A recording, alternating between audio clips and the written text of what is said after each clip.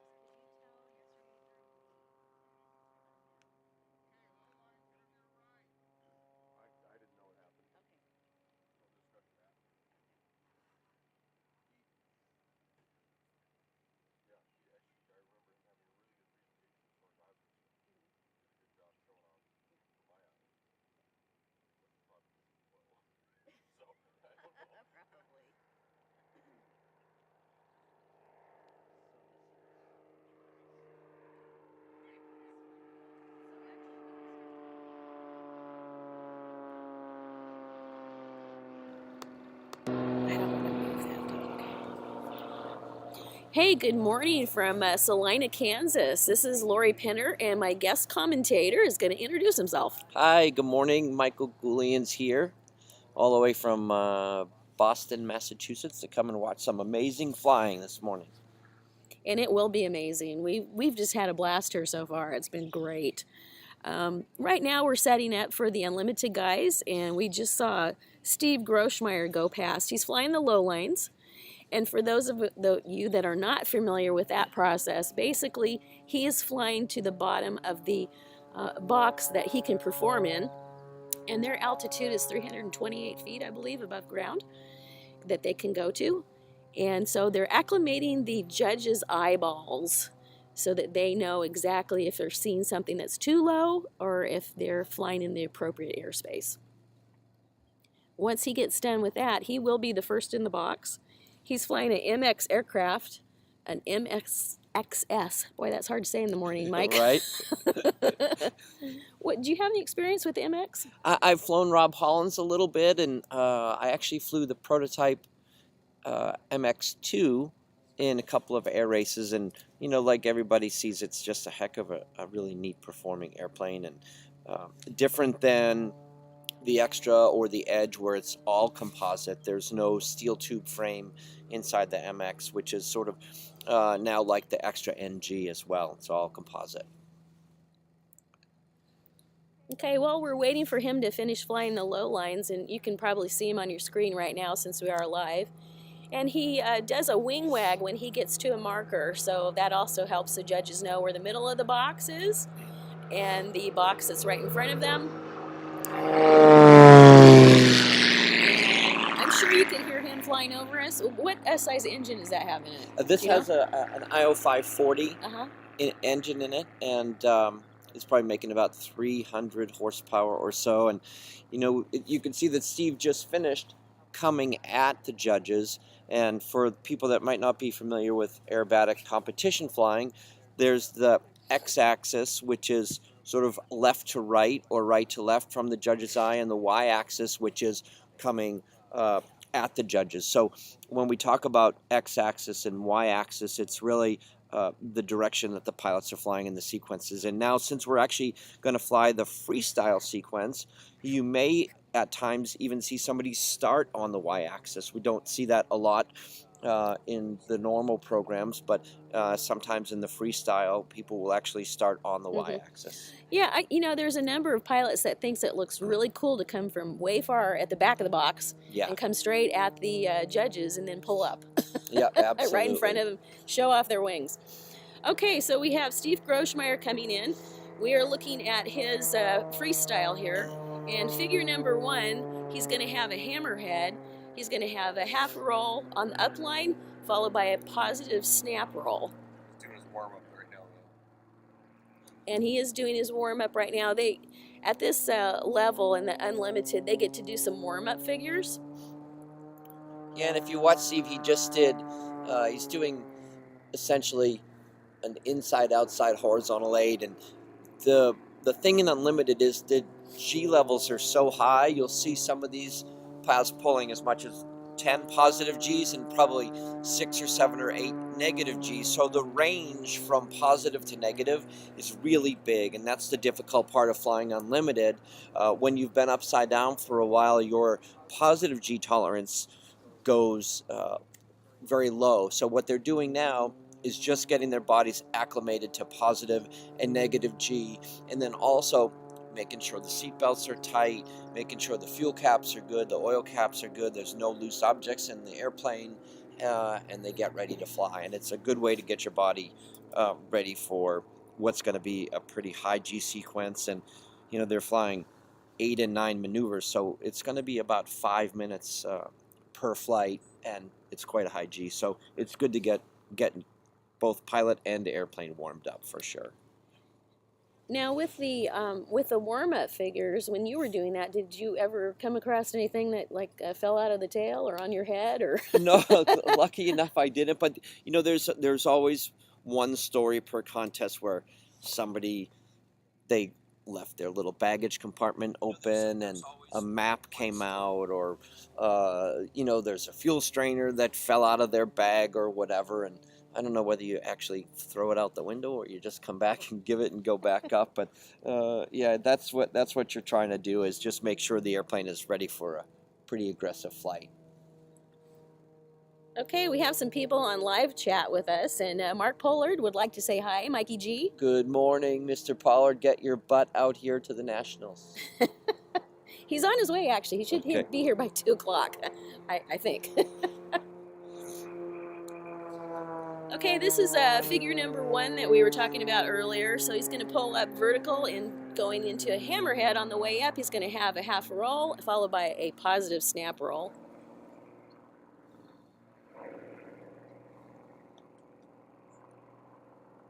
And there's his hammer at the top.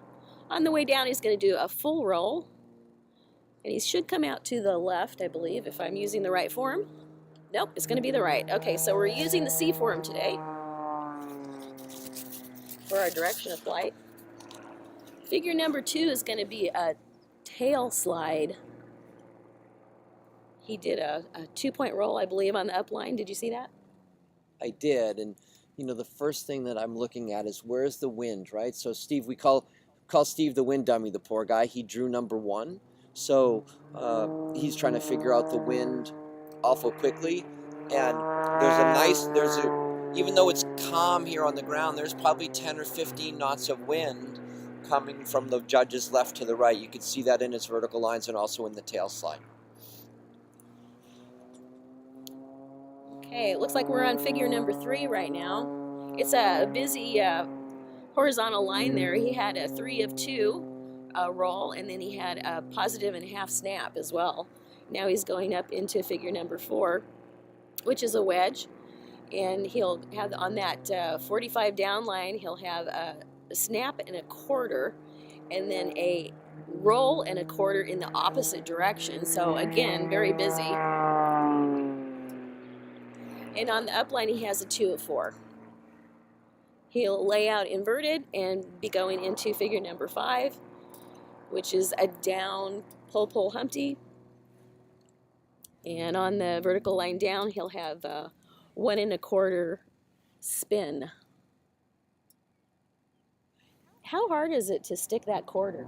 The 1 1/4 spin is really, really difficult because your airplane does not want to finish with the wings level, so you have to try to blend it to try to make the wings square at the finish. It's one of the harder spins you could do, either upright or inverted is a quarter or a 3/4 of a rotation. You know, I have to say, Steve's presentation so far is really nice. It's a beautiful day here in Salina. You can see the sun is backlighting the airplane.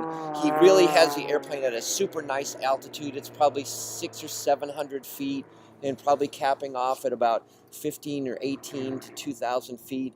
And it's really nice and tight in front of the judges. So his positioning has been really pretty. It's a pretty flight to watch so far. Okay, and we're on figure 6 now. In this 45, he's going to have a snap and a half, followed by an opposite roll. I probably said that too late.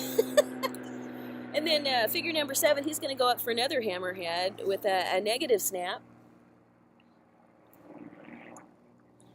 And on the down line, two rolls.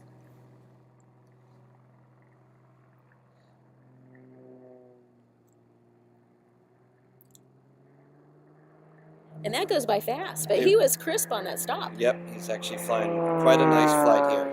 Okay, so on figure number 8, he's going to have a roll and a half followed by a 2 of 4 in the opposite direction. And then after the loop, it's a 4 of 2 followed by a negative snap and a half.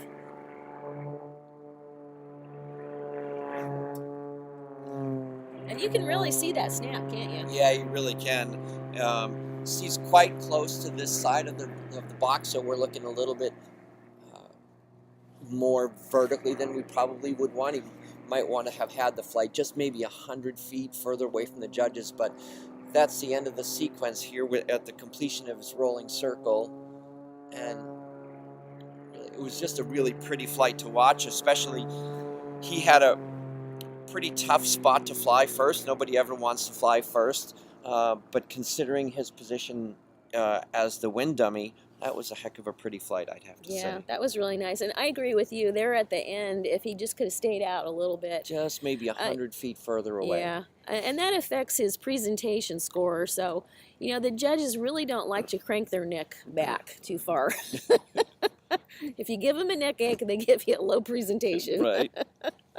Yep, absolutely. Now, for some reason that I am unaware of, Mark Pollard wants me to touch your hair. Tell him it's not allowed. It's not It's allowed, not he allowed. says. Yep, sorry, Mark. That's a ixnay on the touching the hair. Okay, who we have next? It looks like we're going to have Krista Paradise, and she is flying a Zibco Edge 540. And I think it's gonna be a glider. yeah, we might have a glider in between. Okay, so we're having a glider in between, I think maybe 2 gliders. I'm not sure. and maybe two. We'll see. We might have a twofer. Maybe a twofer. This one. If we have a glider coming up next, that'll actually be Shad Colson. He's flying an MDM Fox. A very snappy little glider. It really appears to travel quite a bit faster than the Air Force Cadets glider. And they have longer wings, so they have a lot more area to play with. Yeah. And all I know about glider aerobatic flying is how they do it without an engine is beyond me. They're better than me. That's for sure. I don't think I could do it. Have you ever tried it? I have not. I'm embarrassed to say I've actually never been in any type of a glider. I know it's probably sacrilege. I know a glider pilot. Yeah, I am a glider pilot myself. Oh, you are? Yes. I've never done any aerobatics, though. I mean, the closest I've gotten is a wing over. Yeah. Yeah. Well, and I did spins in it. It's about to come out on base right there. Okay. We see the tow plane bringing in the glider. And does that look like a fox to you? I think so, and he's off a toe now, and he's turning towards the box. Okay, Shad is flying in the advanced glider category. And this is his freestyle. Shad comes to us from Arizona. He works for Arizona Soaring. And he is actually a safety pilot for 2 other pilots here today that are in the sportsman category. Oh, awesome. Yeah. So he's getting a workout. Yeah, for sure. And I just love watching the gliders. They're just so graceful. Here he comes diving into the box now. He just gave his wing wag. A 2-point roll is what he'll start with. Okay, and the judges are looking for that hesitation on the points so that they can count them, and he did a great job there. He's going to go up into a P-loop with a negative snap on the top. I'm amazed that they can snap gliders. It's unbelievable, yeah. And figure number 3, he's going to come up into a tail slide. And this is what we call a stick back tail slide or wheels down tail slide. If you see the glider fell in a positive direction, not towards the canopy, but what would be in an aerobatic airplane anyways, towards the wheels. Okay, and figure number 4 is a double Humpty, so they're both pull Humpties. So he's pulling over the top. And when he gets down, he's going to come up in a similar kind of a figure there with a pull up on the bottom, and then come out inverted to go into figure number 5. And that's a half a roll to bring him upright.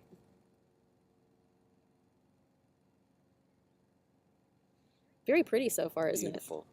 Number 6, he's going to come up into a hammerhead. And again, a hammerhead. Yeah, In a glider. Yeah, you know, we don't have the luxury of having prop wash over the elevator and the rudder on a glider, so they have to use the speed of the machine to make it work. And actually, that was quite a pretty hammerhead. It was very pretty. Nice and square. Okay, he did a quarter roll and going out onto the y-axis. He might have wanted to go away from us in that particular case. Yeah, again, a little closer to us than maybe he might want to be for perfect judging. You know, one of the things I love about the glider, when it pulls positive G, you can really see the wings flex. It's really quite cool. Yeah, that's really pretty. I love that roll. Okay, that was figure number 8, which was a shark's tooth, and he's coming into figure number 9, which is a goldfish. And if you could see it, it looks like a goldfish cookie, cracker. And so it's got 245s surrounded by 7/8 of a loop. And on the second 45, or the first 45, he had a half a roll.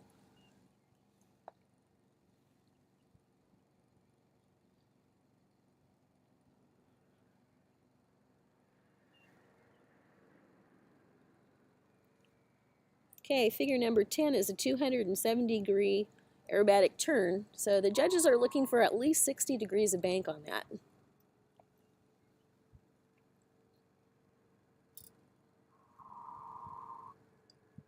Okay, and he's going to wag out into figure into sequence. What do you think of that one? Pretty awesome. I think maybe a little too close to us at the end, but the presentation was really quite pretty, and the sound that the glider makes is awesome. Yeah. Right? When it pulls G, you can really hear the airflow over the wing.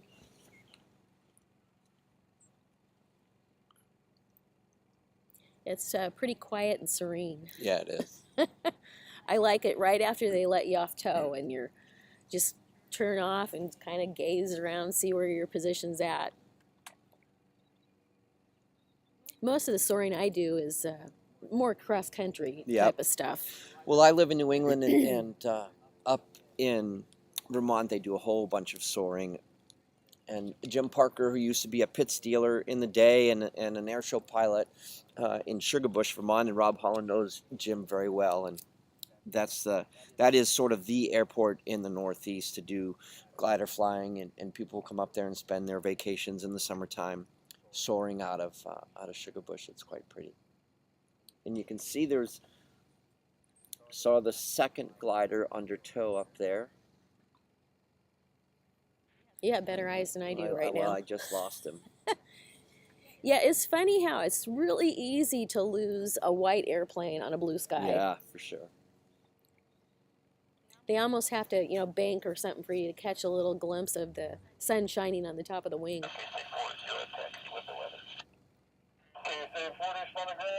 Roger. English frequency is currently out for maintenance. Runway 17 is in use. Winds 160 at 4. Altimeter 3014. Runway 17 at Echo. Taxi via Alpha Echo. That's why we're not hearing the chief on the ground. Ah. Hear them.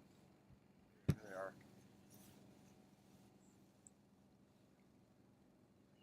Okay, it looks like we have the next glider in sight, and that's going to be Jared Bachman. He's from the U.S. Air Force Academy. He did a great job of organizing the registration for his guys this year. Oh, is that right? Yeah, usually they show up and they all pay individually for their entry fee, and so they have to have a certain kind of receipt and all this kind of stuff. And he called it all in and had their accountant pay for it. Nice. Yeah. So he's off tow. And how many Academy pilots are here flying? I think it's 14. That's amazing. I have to look again, to be honest with you. And he's wagging in.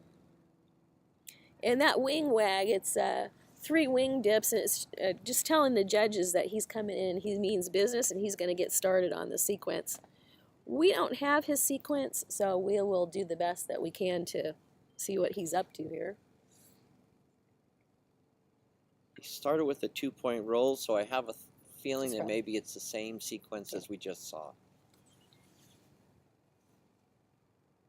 Diving for a little bit of speed to do the loop with the half snap roll at the top, I think. Yep. Yep, okay. It's the same one then that Shad did.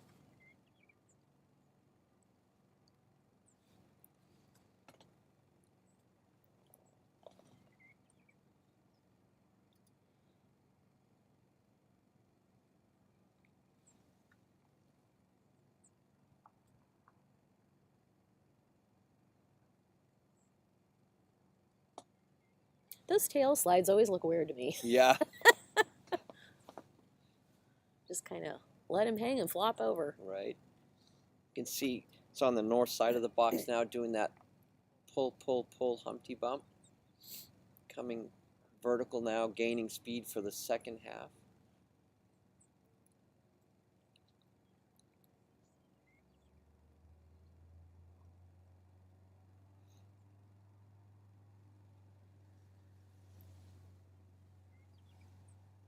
Just the half roll to upright. Now gaining a little bit of speed for the hammerhead like we talked about. A little difficult to do in a glider. Yep. Yeah, this is just totally pure energy management.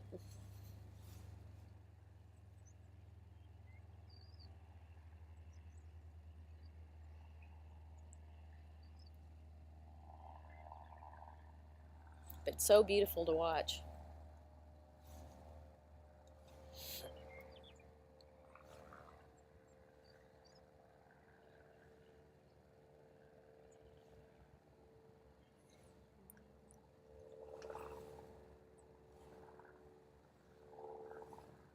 Okay, so he's on figure 8. This is a wedge with a half a roll there.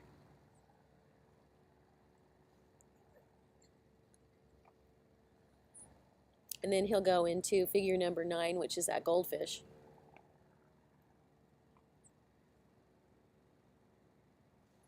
Any way to get in trouble on a goldfish? No, I think you can see that he got a little bit further to the north that he wanted, so he's actually had to drive just a little bit, gain a little bit of speed, but now his positioning is really nice again. Maybe just a little close to the judges to see the radius, right? We're trying to see the shape of this loop as he comes around, and when you're looking too vertically at the airplane, it's a little hard to tell, so maybe just get a slight deduction for that. Okay, he'll finish up with his 270-degree aerobatic turn. And you can see those beautiful wings. Yeah, differently from Shad, he made a left 270 where Shad made a right 270, and we'll see how that turns out for those guys. Yeah, so it'll be a good thing for the glider guys to remember that they probably need to start back in the back of the box a little bit further. A little bit. Because they're definitely being pushed toward the judges and over them in some cases. Yeah, so I think as we look at the aerobatic box, the wind is coming from left to right and a little bit towards the judges, right? And again, the early pilots have, that's their disadvantage, right? That's sort of the luck of the draw that they're in the earlier part of the category. But now the pilots that are flying after have already started to think about that. They know that. So flying a little bit later in the order certainly has its advantages. Okay, Wicker Aviation, good morning to you as well. Woohoo! Yeah, anybody who wants to chat, we're more than happy to chat to us. If you have any questions, throw them out there. I think we're going to get back into the unlimited powered pilots, and it should be Krista up next in her Zivco Edge 540. Unless it's a comment from Mark Pollard, and then we're not going to answer. That would be correct. Right? Yeah. Actually, he just boarded his flight. Yeah. So he's supposed to be out here. If you like, you can climb into the box and start your warm-up swing riding. Okay, you can probably hear the radio behind us. That was the chief judge talking to Krista and clearing her into the box. You know, one interesting fact that the IC has had for a long time is a deviation from the rule of minimum amounts of fuel, right? As pilots, we know that VFR flying, you're supposed to have a minimum of 30 minutes of fuel remaining, but in competition aerobatics, we're allowed to deviate from that rule. So pilots will fly with a little bit less fuel because we're always trying to find the best performance for the plane, and obviously weight means a lot. Now, we're not very high from an elevation standpoint here in Salina, and it's a little cold, so the performance of the airplanes is really quite good now, but that becomes a factor the hotter it gets outside. Yes. Right? Yep, absolutely. So what you would usually find, the pilots are probably taking off with about 12 gallons of fuel and probably landing with about 5 or 6 gallons of fuel. Okay, Chris is going to have a busy first figure here. Two rolls and then pull up into half a loop, followed by a 3 of 2, and opposite snap, positive snap and a half on the top.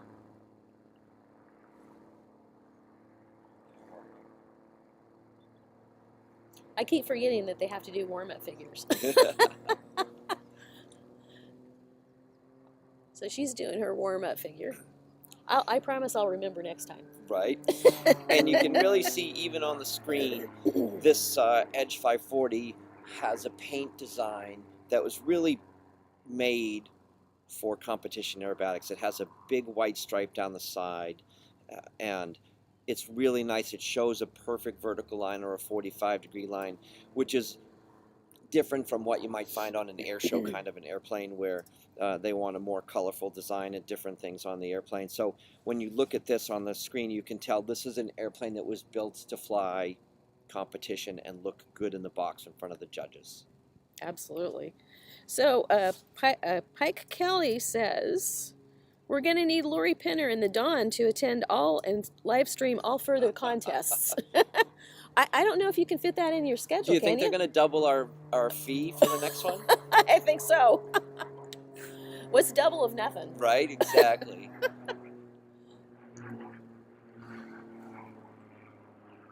That's a nice big half loop up.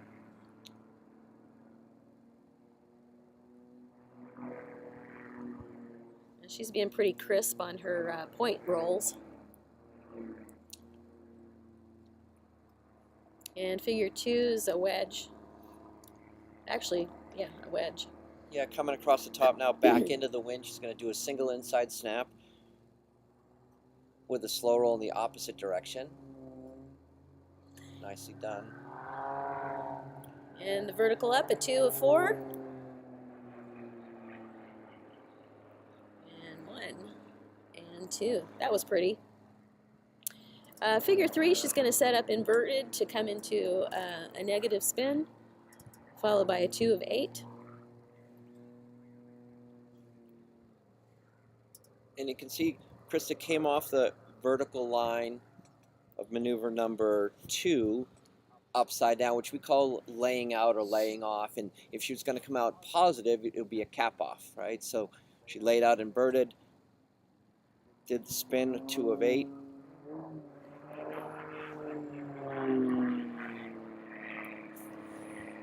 Full vertical roll up. She's on 4. Yeah, it looks like a Humpty to me.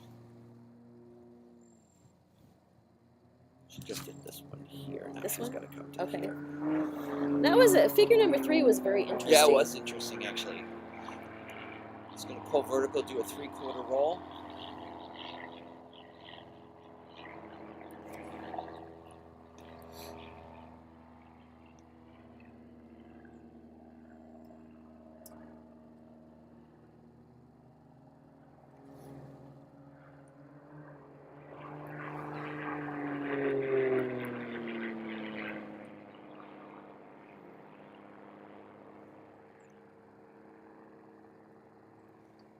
Are we going into 5? Yes. So a 2-point roll.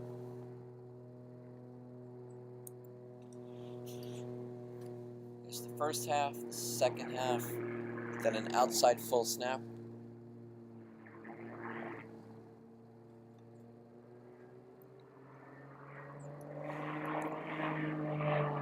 Got a 3 of 2 on this 45. 1, 2, and 3.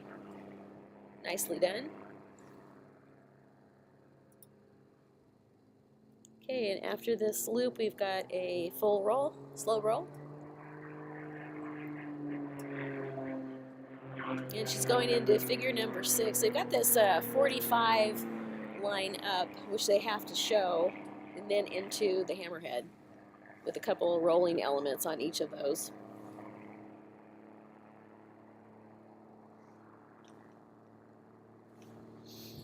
And there's the hammerhead. And a negative full snap. And that should put her out on the y-axis. And she did the right thing. She went away from us. She did, yeah. She actually got on this side of the box, but stayed there quite nicely. Probably was doing a little bit of wind correction to stay right where she wanted. And now she's really right back in the center of the box and really nice positioning. Okay, and she's going to have a tail slide right here at the top.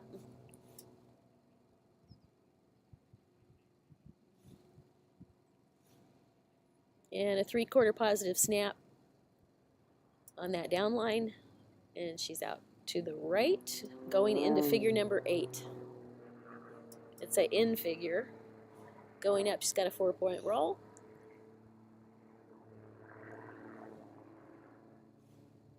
.45 down has a roll and a half.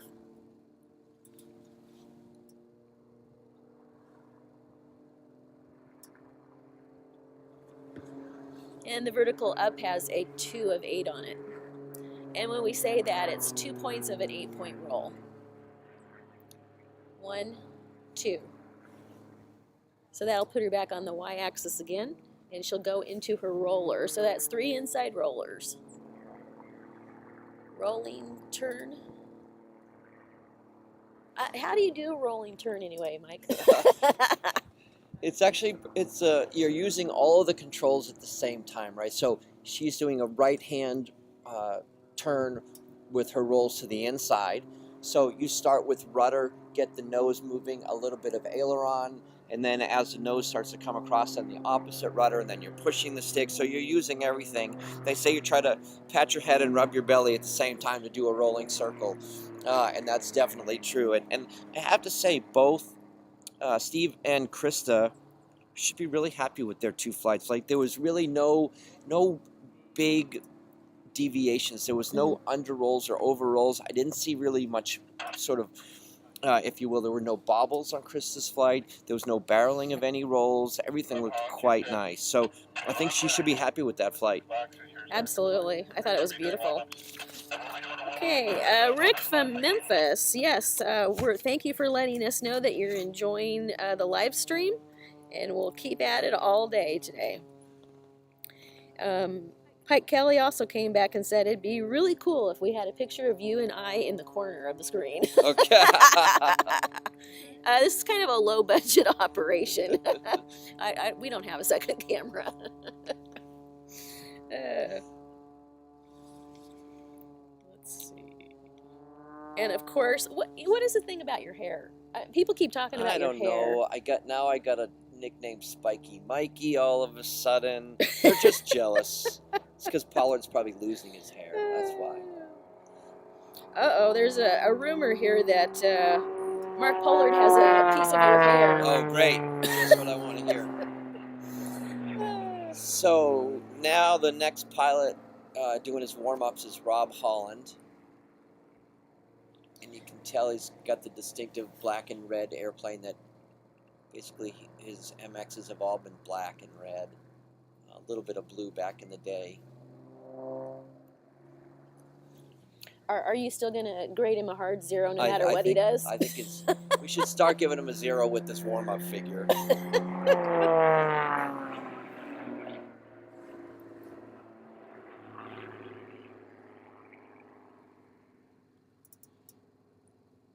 So how do you feel about his sequence here? Does that look like it would be fun? Or does it look like it hurts? It definitely hurts, right? He starts off with a double negative flick at the top of the half loop on the first one, so that's going to get your blood flowing for sure. So Rob did a hammerhead and then rolled inverted, pushed and pulled to make sure the seatbelts were tight, then gave it a couple more clicks on the ratchet. I'm sure everybody knows that in most unlimited aerobatic airplanes that use a hooker harness, they'll use 2 ratchets. We have one on each side, right, to make sure it's even. So now Rob's on what looks like a base turn. He's finding just where he wants to start along the y-axis like we talked about. Now he's turning in just so you can place it exactly where you want. So he's pitching down. Pike Kelly thinks that he can see Rob and he's looking nervous.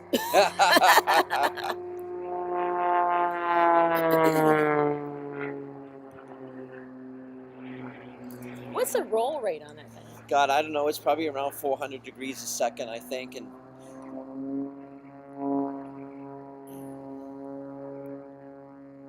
That's amazing. It's so fast. It's like it just happened, and you can't believe you Yeah, saw and it. it was a pretty aggressive start. I think Rob's pretty pumped up here for this flight. And if you think about it, this is, in the first flight, you just want to kind of get through it. Uh-huh. You want to get yourself in position. You tell people you can't win the contest in the first flight, but you can certainly lose it, right? So you just fly a nice, clean flight. Well, here in the freestyle, this is a flight that you should know really well, and this is where you start to kind of let the fangs come out a little bit, right? Mhm. Show the judges how aggressive you can be, how clean you can be. You want to put it right in their faces, fly it really well. And I think so far Rob's doing that. Oh, absolutely.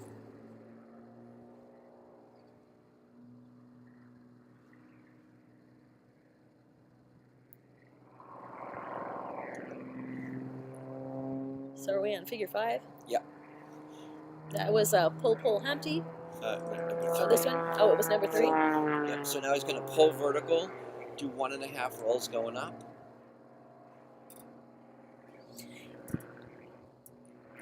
Maybe just a little positive after the finish of his roll. Now a 2-point roll on the 45-degree down line, followed by a 1.5 the other way.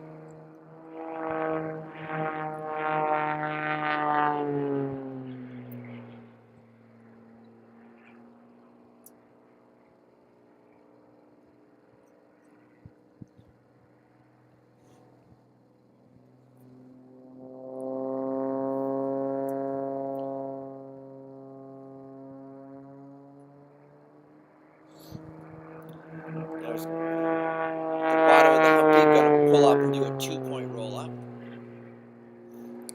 There's 1 and 2. Yeah, I like how he stopped so crisp on each of those points.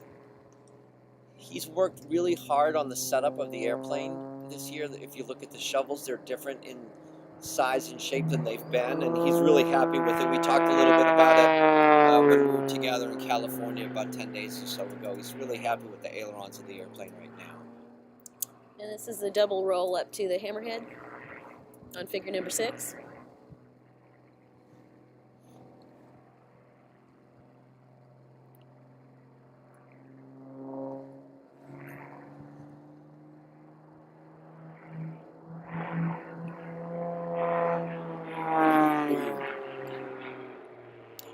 Going into figure number 7, he's going to be doing a tail slide after this quarter roll.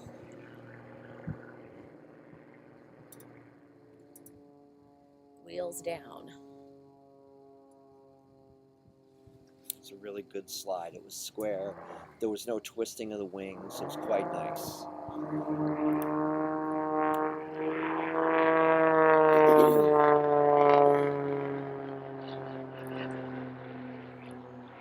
Coming to a half loop, he's coming into a really busy roll combination here.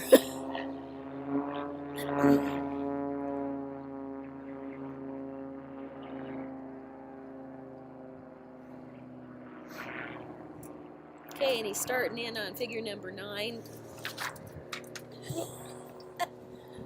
which is a rolling turn, and he's wagging out.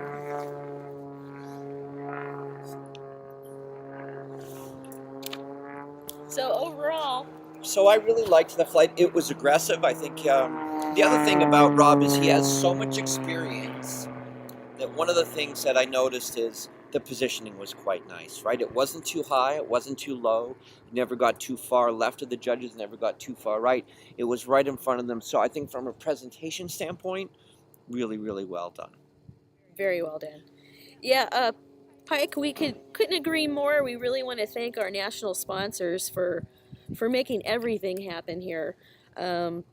He says he's really enjoying the live feed that we're doing today, and so far, apparently, it's the most fun he's ever had at the U.S. Nationals. All right, I like it.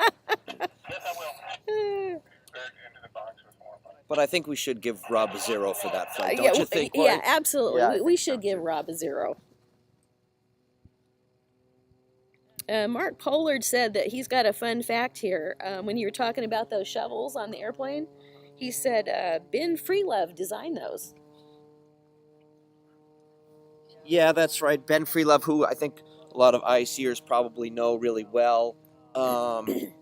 He helped Yoshi Moroya with his race plane in the Red Bull Air Race. And he also helped design the shovels on my 330 SC because I wasn't happy with them. And he's brilliant. He's really smart, and was an aerobatic instructor for Sean Tucker for a bunch of years, and flew unlimited and owned an Edge for a while. Now, we do have some people watching that they don't know what you're talking about when you say it's a shovel. Yeah, a shovel or a spade. It's a little thing that hangs underneath the bottom of the ailerons, and when you deflect the aileron, it actually puts a pressure on the spade arm, or the shovel is sort of the nickname for it, and it assists the aileron in movement. So when these airplanes are going really fast, to roll an airplane at 360 or 400 degrees a second, they need full span ailerons. So when you're going really fast, the ailerons would be heavy, so you need an artificial way to go ahead and make the ailerons light enough where you can get full deflection at a high speed. But it's the one part where you can really go ahead and fine tune it the way you want, right? I'm sure baseball players with a glove, golfers with their clubs, a tennis player with their rackets, they all want them adjusted in a certain way.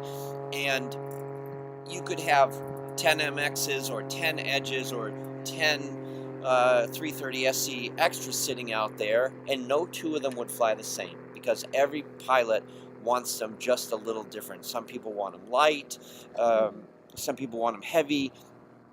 In my airplane, I have it where it feels really solid in the center, what you would call a little heavy, and then lighter on the outside. And that's just the way that I like it, but somebody else might get in my airplane and hate it, right? It's just all your personal preference. Yeah, right, exactly. So Johnny just finished his, this is Johnny Wacker, and he just finished his warm-ups, and he's starting his first maneuver now.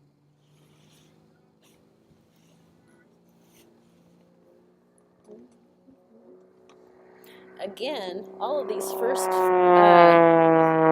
figures are very busy. Yeah, they really, right out of the gate, they start with a pretty complex maneuver. He's just finished a half loop. He's going to do 4 points of a 2-point roll. 3, 4.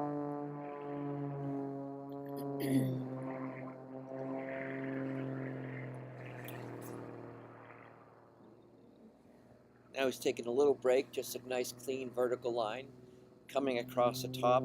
Shark's tooth, 1.5 outside snap roll.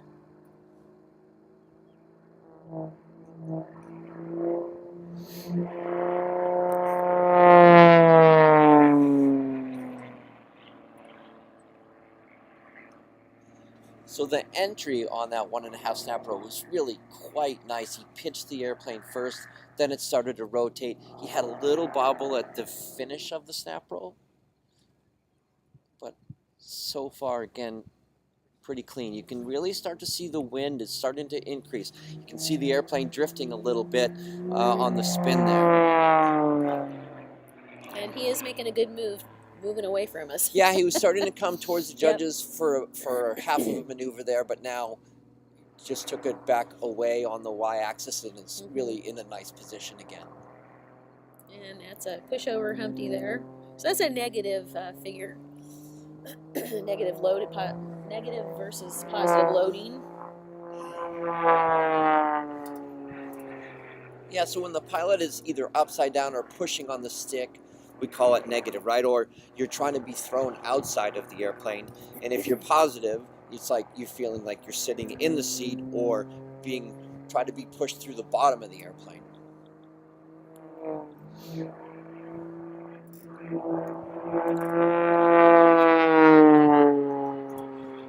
Are we going into 5?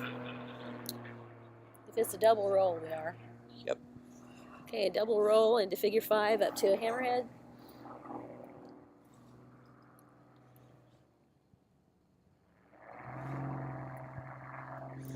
One of the things that you might not be able to hear, which is really cool and shows you how good these guys are flying. So Johnny at the top of that hammerhead to make the line equal, he actually pulled the power off at the top of the hammerhead, then put it back on for the pivot. Sometimes the performance of the airplanes is really more than you want, and you don't want the airplane to go up so high, and that's what Johnny did. So he pulled the power off at the top of the hammerhead, put it back on. Really, it just shows that he's way ahead of the plane, in super good control, and really is quite skilled at what he's doing. Okay, he's headed into figure number 7, so this should be the tail slide.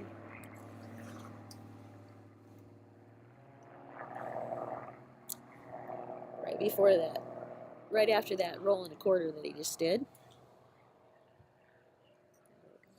And the slide fell in the right direction. That's good. He's going to do a 3/4 roll now. And again, another busy line, right? Half roll, 1, 2 points, 1.5 the other direction. Pulling around on an inside loop. He's going to do 3 points of a 2-point roll at the top. And a 1.5 inside snap. Nicely done. And he's headed into his two outside rollers. Yeah, he's actually chosen to go with the outside rollers. That just seems like that'd be harder than inside rollers.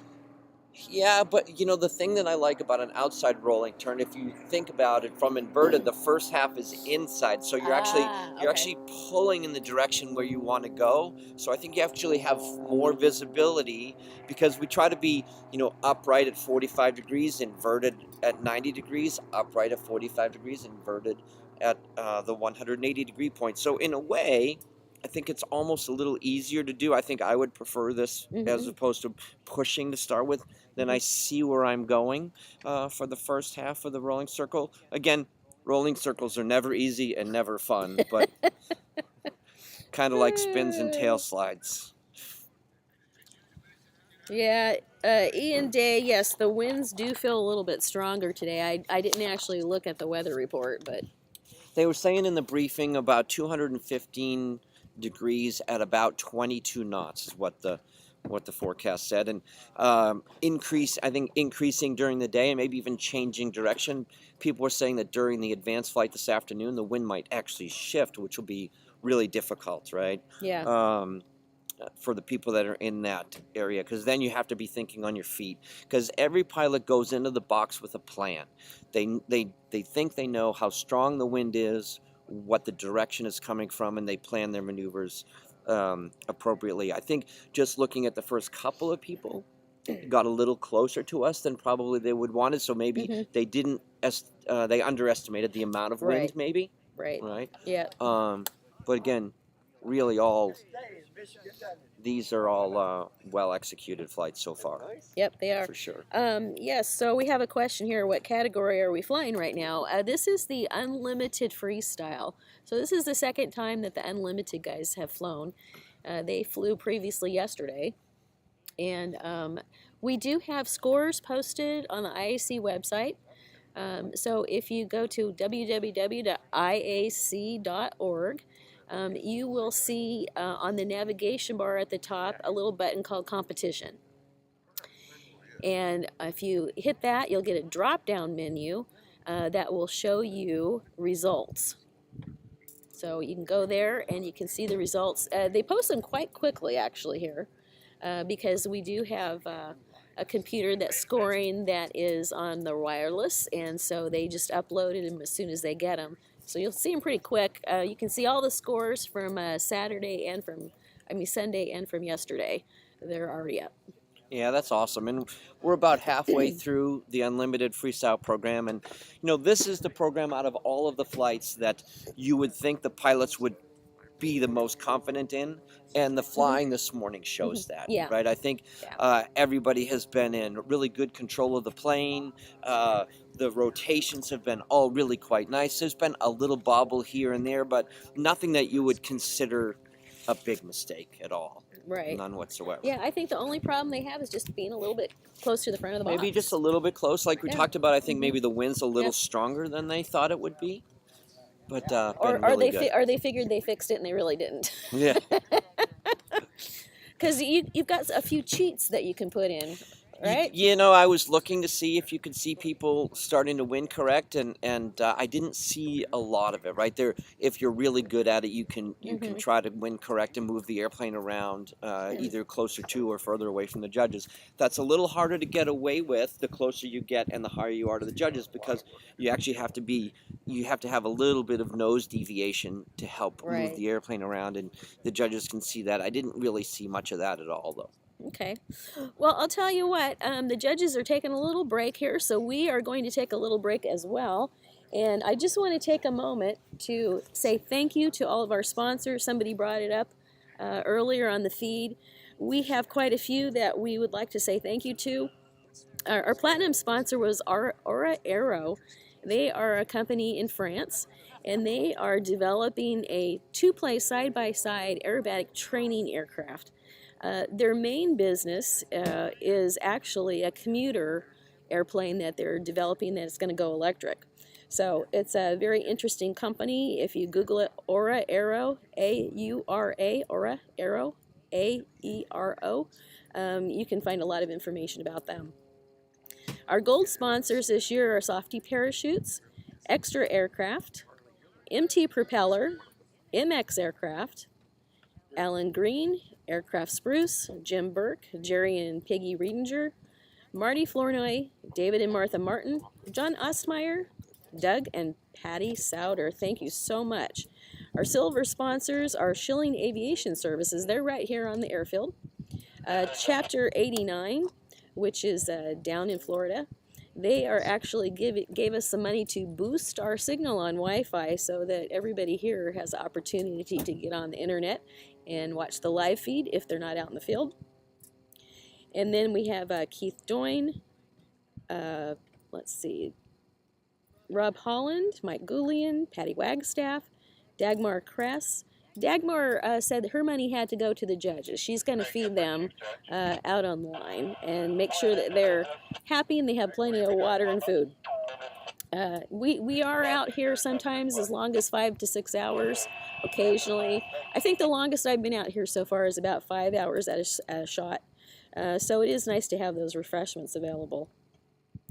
Greg Principato is another of our sponsors, and he is the president of the NAA. He's also a board member on the IAC board. We also have Duncan Kerbel, who is a silver sponsor. Duncan is flying here today in the advanced category, and he is going to be the contest director for the World Aerobatic Championships in 2023, which are going to be taking place in Las Vegas, Nevada. Our bronze sponsors are Craig Gifford and Northwest Insurance. Myself and my husband threw in a little. We want to say a special thank you to our chapters for sponsoring morning coffee. There's a bunch of us that just wouldn't make it through the day if we didn't have the coffee. So we have a number of chapters. Chapter 1 in Chicago, Chapter 3 in Georgia, Chapter 5 in Colorado, Chapter 11 in the DC area, Chapter 12 is also in Colorado, Chapter 15 is right here in Kansas City, not far from us. I think it was about a 3-hour drive. Chapter 23 is out of Florida. Chapter 24 is out of Texas. Chapter 24 has a special place in my heart. They spent many years volunteering down in Texas when we had it at Sherman Denison Airport. And they continue to contribute in any way that they can. Chapter 77 out of Oregon, Chapter 80, they're the Midwest Aerobatic Club, so they call themselves MAC 80. Chapter 88 is from Michigan, and Chapter 89 is also from Florida. Chapter 119 is in the Wichita area here in Kansas. Chapter 135 is out of Alaska. I bet you didn't know we had an Alaskan chapter. No, I didn't know that. And Chapter 138 is one of our newest chapters. They're actually out of Boynton Beach, Florida. One of their big goals for their chapter is they really like to train for competition. And they are training a number of people to go out for the advanced team that are here at Nationals, because this is a selection contest for the advanced team. And they will be 8. I believe they pick 8, and then they have 2 alternates to go to the World Championships that are going to be in Las Vegas. So that's why we have a pretty big advanced category this year. There's 24 pilots in that category. Wow, that's a Yep, lot. yep, absolutely. And I'm going to step away for a little bit while they're organizing themselves, but it looks like, who do we have up next? Craig Gifford? Craig Gifford.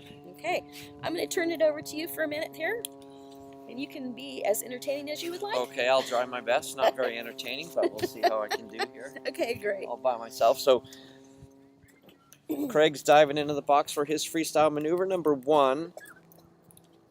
It's a 3 of 2 or 1.5 2-point roll. 1, 2, 3. Now 1.5 rolls the opposite direction. Starting off really well. It's going to do a full roll from inverted to inverted at the top. I'm sorry, it's a 2-point roll, followed by single turn outside snap roll. So now Craig's pushing up downwind vertical. He's going to push across the top, ending up on a 45-degree downline with a double inside snap roll. Here he goes. 2 to the left, quite good. And then a double roll after that in the same direction.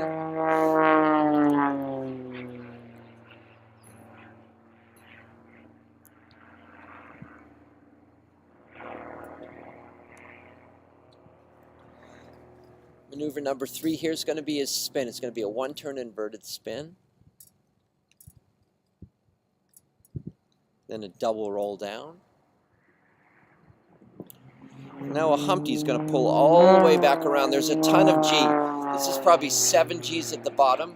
Hard to stay awake during a maneuver like that, but he did it quite well.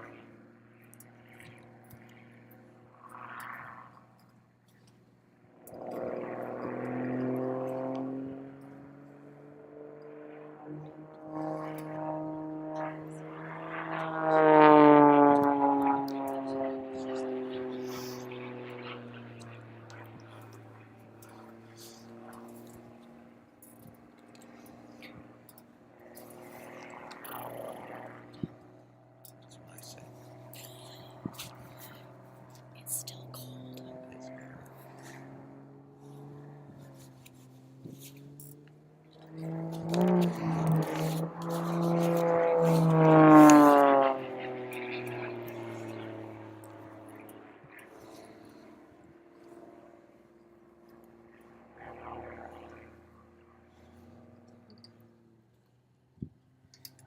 Here's the tail slide, stick forward, wheels up slide.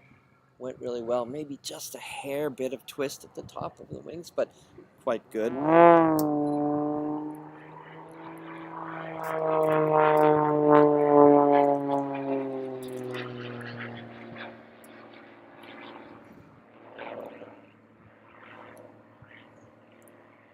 Oh, he made a nice long 45, didn't he? He did, but what I really liked about it is he made a super crisp transition from the 45 to the vertical.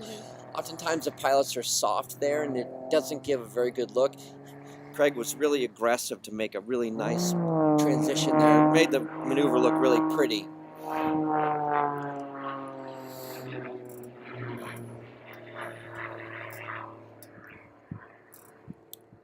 Interesting fact about this airplane, it used to be owned by Peter Polunchik, who was a guy from Europe that flew in the Rebel Air Race for a little bit. So this airplane came from Europe originally.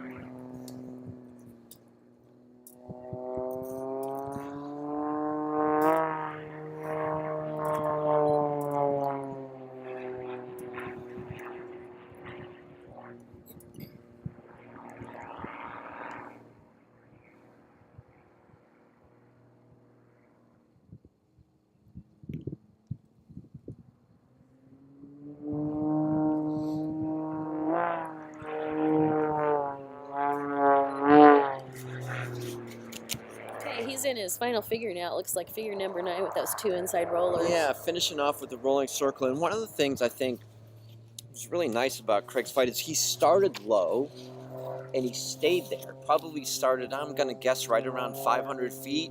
And the airplane was really well positioned. It was, I think, sort of maybe the nicest flight to watch from a perspective of how high, how low, how left, how right. It was really in the judges' faces for the whole time. And I don't know whether that was his sequence design or he's just really good at managing the energy and the performance of the plane. But it started off at a nice altitude and it stayed there. It's what struck me as really showing really great control of the airplane and the altitude and the presentation. He was clearly thinking about it.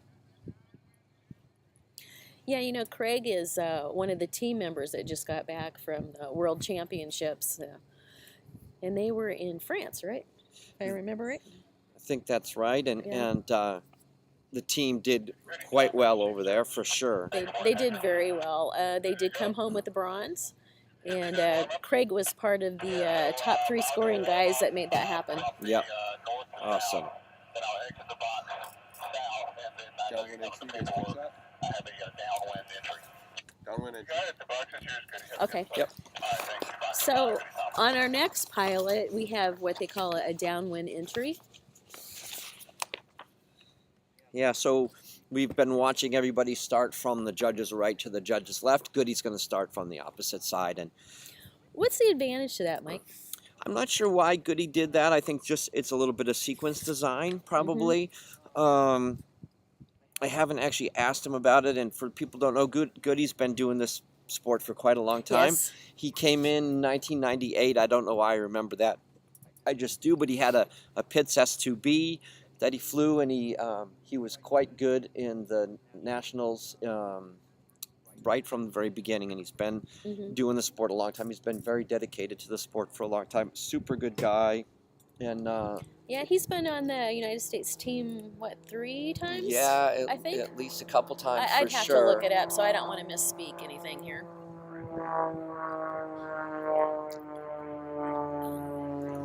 Okay, so this is his warm-up figure? Yep. Okay. And so it looks like we have, what category are we flying right now? And yes, indeed, it is the unlimited category, and they are flying their own freestyles. And for those who don't know what a freestyle is, it's kind of what it sounds like. They've actually developed their own sequence that shows off their skills to the best advantage and their plane to the best advantage. Yeah, this is sort of the sequence that the pilot wants. They show their personality, right? That whether it's opposite rolls, snap rolls, inside, outside, however they like to express themselves in their airplane.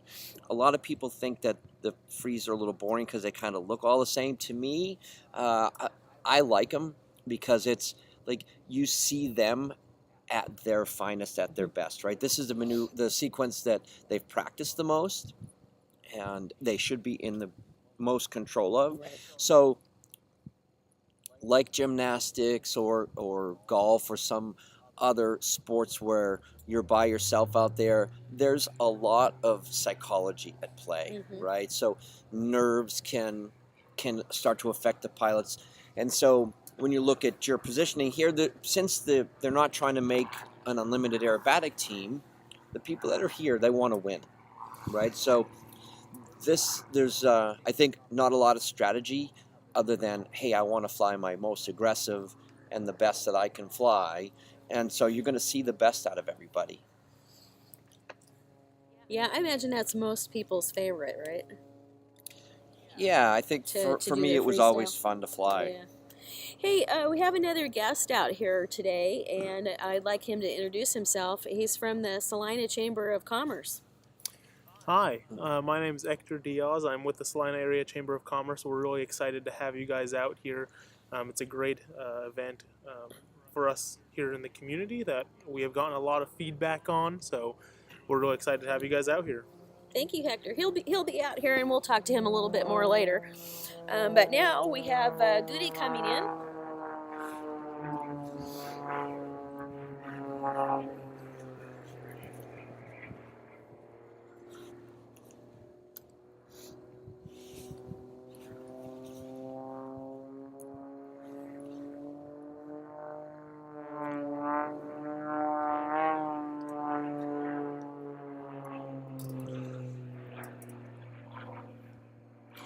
And very similarly to Craig Gifford, Goody started really close to the bottom of the box, maybe 500 or 600 feet.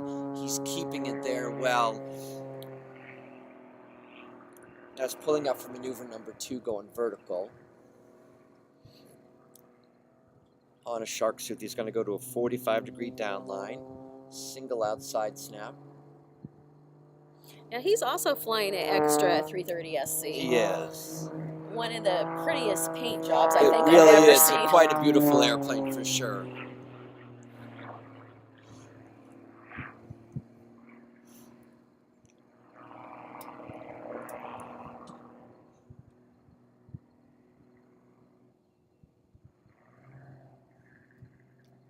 And again, Goody pulled the power off just before the rotation. And it just goes to show you how much performance these airplanes have. They're actually trying to keep the airplane low. Most airplanes, they're struggling for performance to try to stay altitude, but in the really fairly cold temperatures here in Salina and the low altitude, the airplanes have tons of performance. So the pilots are actually having to work to keep the airplane more towards the bottom of the box and not at the top of the box.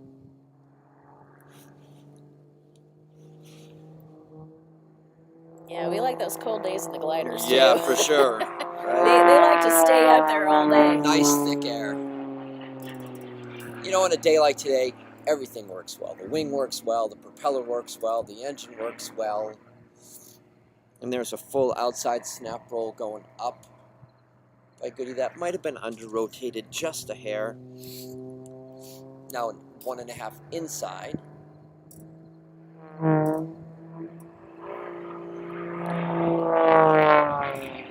Pulling straight up again, a 2-point roll going up. Really nice, crisp 2-point roll. Laying out inverted. Coming up on maneuver number 6. This is Goody's spin maneuver. He's driving the airplane back into the wind a little bit. He's right now center box, or right in front of the judges.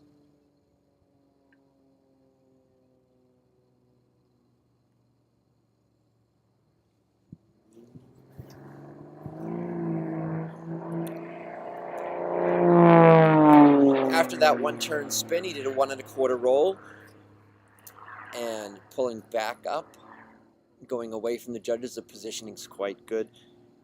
2 of 8 going up. And again, you might not be able to see it on the camera, but there is now starting to be some wind. You can start to see some of the drift of the airplanes once they're going vertical.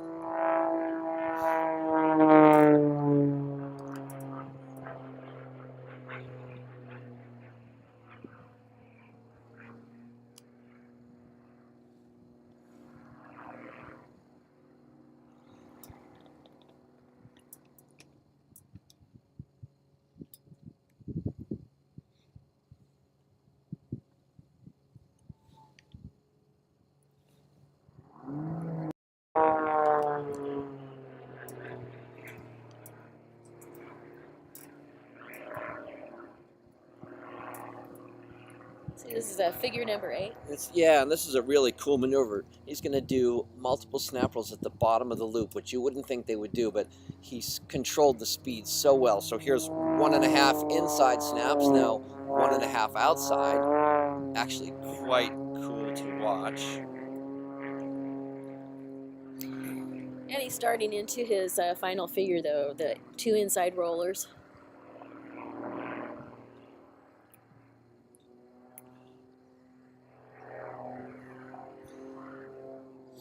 That's it for Goody. I think that's a flight he can be proud of. I don't think I really saw too much wrong. His presentation was really good. Maybe under-rotated the vertical snap roll on number 5 by a little bit. But other than that, again, these are the sequences that they know and love, and they're showing it here this morning. Everybody's flying really super well. Yeah, they're all keeping it real tight in. I mean, you can tell the difference with the experience level that we're at right now. Yeah, absolutely. These pilots they're all experienced. They've been doing it for quite a few years. They're super dedicated. When you think about it, everybody here has been at a training camp for 5 or 10 days before. They've been practicing all summer, so their G tolerance is at their highest, everything. So you're seeing, you know, really athletes at the pinnacle of their ability level, right? Adam, will you be doing a warm-up figure? I sure would like to. Okay, the box is yours. Have a good flight. Okay, that was the chief judge, Hector Ramirez, and he was speaking to Adam Cope, who is the next competitor in the box in this unlimited category freestyle. And Adam's flying a Zivco Edge 540. This is the same plane that Krista was flying.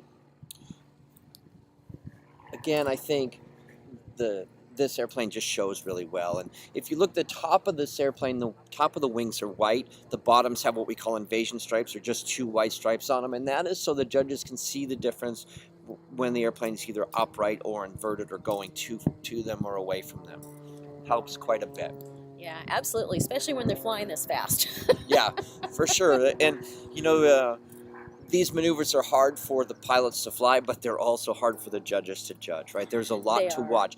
And when you think about competition aerobatics, there's 3 people. Each judging group has a station, a recorder who writes down the scores and any comments, the judge who's actually doing the scoring themselves, and then an assistant. And in Unlimited, the assistant is so important because the assistant has to know the maneuvers as well as the judge, because the assistant judge is going to tell the judge what's coming up. The judge doesn't have time to look at the paper and look back up. They have to keep their eyes on the airplane, watching the airplane. So in Unlimited like this, it's really critical that you have 2 quite experienced people on the judges line, in the assistant and in the judge themselves. Yeah, most of the judges that I've sat with, especially recently in the unlimited category, they want me to call out all the points of the point rolls. Yes, absolutely.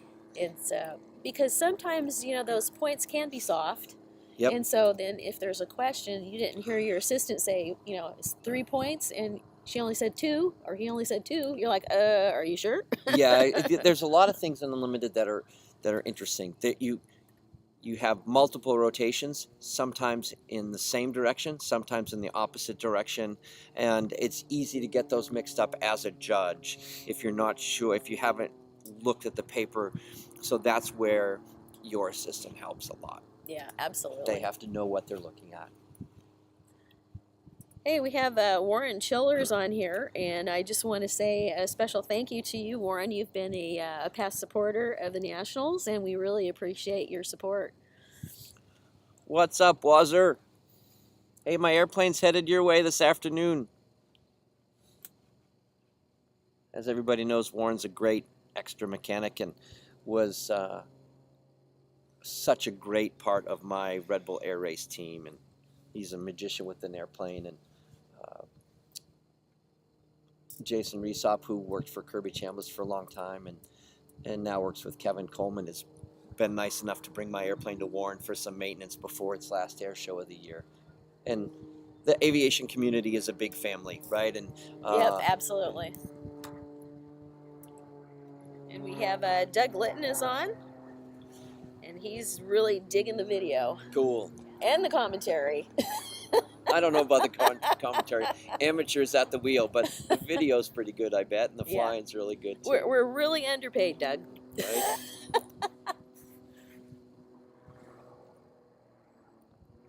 So Adam just finished maneuver number 1 with a double inside snap, pulling vertical. This is kind of the way a lot of the sequences are starting, with this really busy half loop and then pull to a vertical, because they're actually they're able to start the maneuvers, the sequence, at a pretty low altitude, and then after that first half loop they can go up, which gets the airplane at a nice altitude.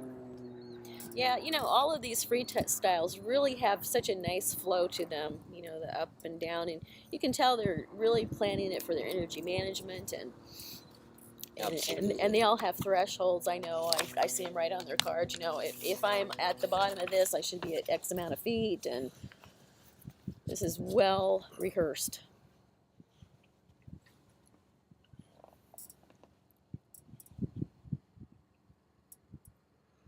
Yeah, the pilots know, right? So they have their bottom altitude, they have different critical altitudes that they have to be at certain points. And then they know, hey, if I'm a little bit low, I can't pull quite as much G because I have to get the energy back in the airplane. Or, hey, if I'm right where I want to be and everything is good and the speed's good, I can make nice tight corners. But there is always a little bit of energy management as they're going along. These little sort of certain decision points along the way as to their altitude and their speeds.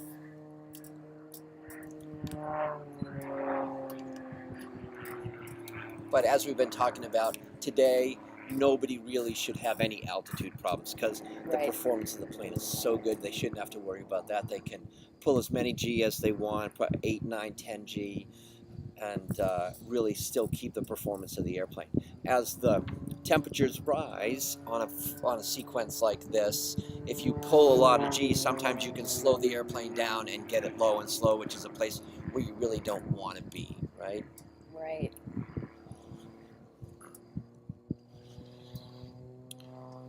We have a lot of people on right now watching us that are very familiar with aerobatic flight, but there's a couple here that are, okay, what's a G? Oh boy, how do we explain that, right? So when you're watching Adam fly now, he's just going really fast on maneuver number 5 and just did a 3 or 2, and now he's upside down and he's pulling back on the stick. So there's G forces that are trying to essentially pull him out of the bottom of the airplane. The airplane wants to go straight, but as he's pulling on that, centrifugal force is crushing him down in the seat or pushing him out of the airplane. And that's sort of the invisible enemy that all of the pilots are trying to combat when they're in the plane, is that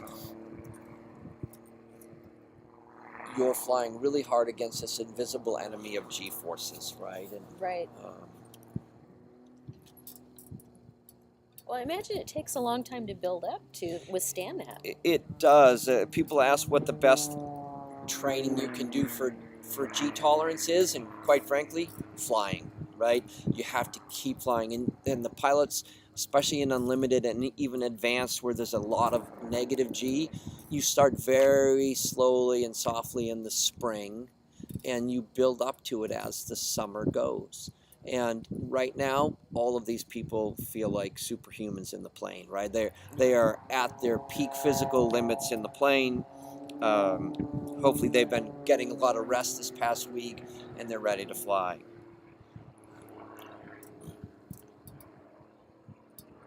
So Adam's finishing here, maneuver number 8 with a 4-point roll up. Driving back into the wind, you can see him doing a really great job at the top of making a nice radius when the airplane is slow and going into the wind. Has a tendency to be really sharp there. He did a really good job creating a nice radius. Now he's going to pull vertical right in front of the judges. He's going to cap off upright. Really pretty cap off. Now he's going to do a rolling circle. This one 4 rolls to the inside, and he chose to go left towards the judges. There's the first half.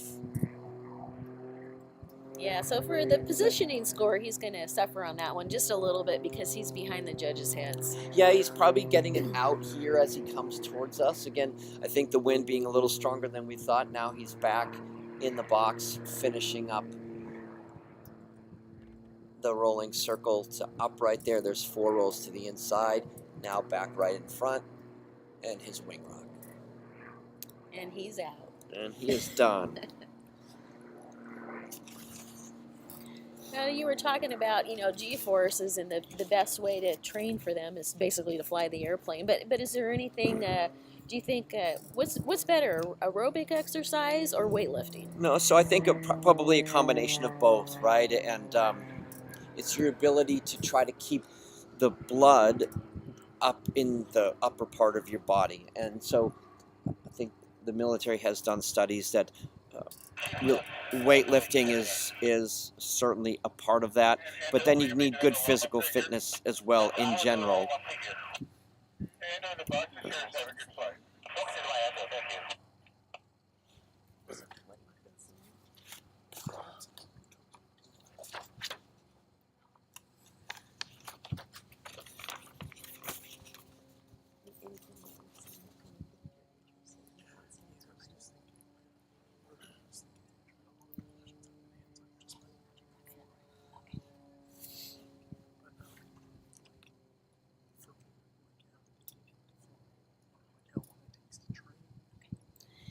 I'm going to have Hector come back on for a minute and ask Mike Goulian a couple questions here about aviation and aerobatics in particular.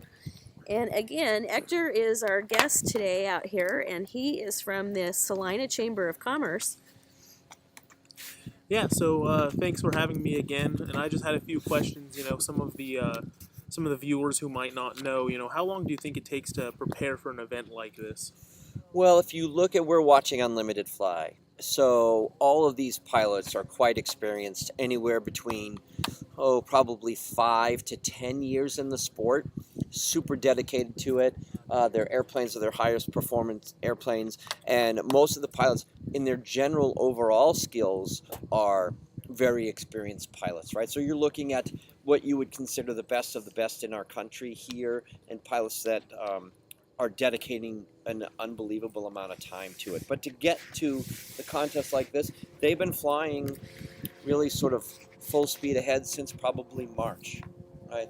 Wow, that certainly takes a lot of dedication. So, what sort of skill sets should they have outside of flying, or what can they do to certainly improve their abilities? Well, in competition flying, you need a great coach, right? So what you think looks good in the plane doesn't always look good from the ground. And so today, the competition aerobatic flying, the people that are the best of the best here are super skilled. They also have a strong mental game, right? You want to be psyched enough where you put in your great performance, but you have to be relaxed enough where you can think clearly, where the world slows down, right? Like any athlete, you want things to happen. What feels slow to you in the airplane, right? Like we talk about being in the zone, right? How do you get yourself in that thing? So these guys and girls are sleeping well, eating well, lots of water, staying out of the sun. It is a full-time job to try to make it through a competition week like this, especially in Unlimited, because it is so physically taxing. And then they're all such great IAC members that a lot of them are volunteering as well, which even adds some more sort of stress to the program, right? Yeah, well, I'm sure it's certainly hard to stay relaxed with all of those G's on you. So, really good performances we're seeing out there today. Yeah, really, really quite good flying for sure. So now, yeah, when we think about it, one of the things that's awesome here is we have a bunch of college students here. So they're beginning their not only their aviation careers, but aerobatic careers as well. And when call it primary and sportsman flying, those are done in airplanes like a decathlon, which is somewhat of a trainer in aerobatic flying. Some of the pit specials are there, and the maneuvers are a little bit, if you will, more basic, a little simpler, not as complex. Quite awesome. Is that Endo? Get Endo's up. I think it's Jim. Did you hear him on the radio? I thought it was Jim. Because Endo's next after Adam. Kid is warm up already. Okay, so the Thank next you. competitor that we're having in the box is Endo. And how do you say his first name? I'm not going to try. I just always call him Endo. So here you Asha, maybe. And he's going to be flying an extra 300. And so if you watch Endo, so all of the airplanes you've seen so far are single-seat airplanes, and Endo's flying a two-seat airplane, which has the same engine as a single-seat airplane, but as a bigger airplane, weighs more. So it will be harder for him to fly this airplane from an energy management standpoint really well. So if you look, he started a little bit, maybe 400 or 500 feet higher than the other airplanes. Also, you'll see that the vertical lines on his up maneuvers won't be quite as long. So this is quite a great challenge for Endo to fly this airplane in this category. And so far is doing quite well. Pulling up into maneuver number 2, this is going to be his tail slide. And again, he's doing his tail slide early in the sequence to get it out of the way, because the tail slide is a maneuver where you can lose some altitude. And that was a nice wheels up tail slide, which is what he has written on the paper. So it flipped in the right direction, pulling up into maneuver number 3 now.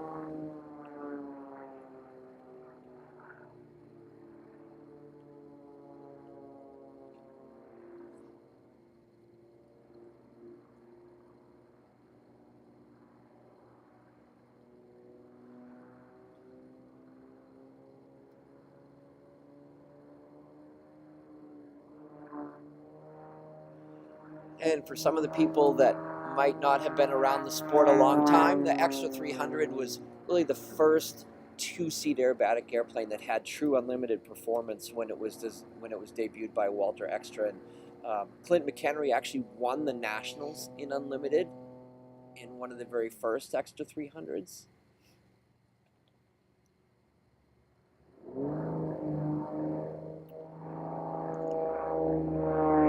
Somebody can correct me if I'm wrong, but I think in 1988 in Red Deer, Alberta at the World Championships, Eric Mueller flew this airplane in the World Championships, the 2-seat mid-wing Extra 300. Somebody can fact check that on me, but I think I remember it correctly. Coming up to maneuver number 5, now Endo's going to pull to a 45-degree upline and do a full roll on that. He's driving into the wind. There is definitely some wind from the judges left to right, so he drove that to position it perfectly. There's the roll. Now he's going to pull vertical into a hammerhead with another vertical roll. So he did a vertical roll, a 45-degree roll, and then a vertical roll. Now pivoting on the hammerhead, he's going to do a half outside snap roll. So he pushes the stick, then another half roll. A quarter roll. He's going to go away from the judges.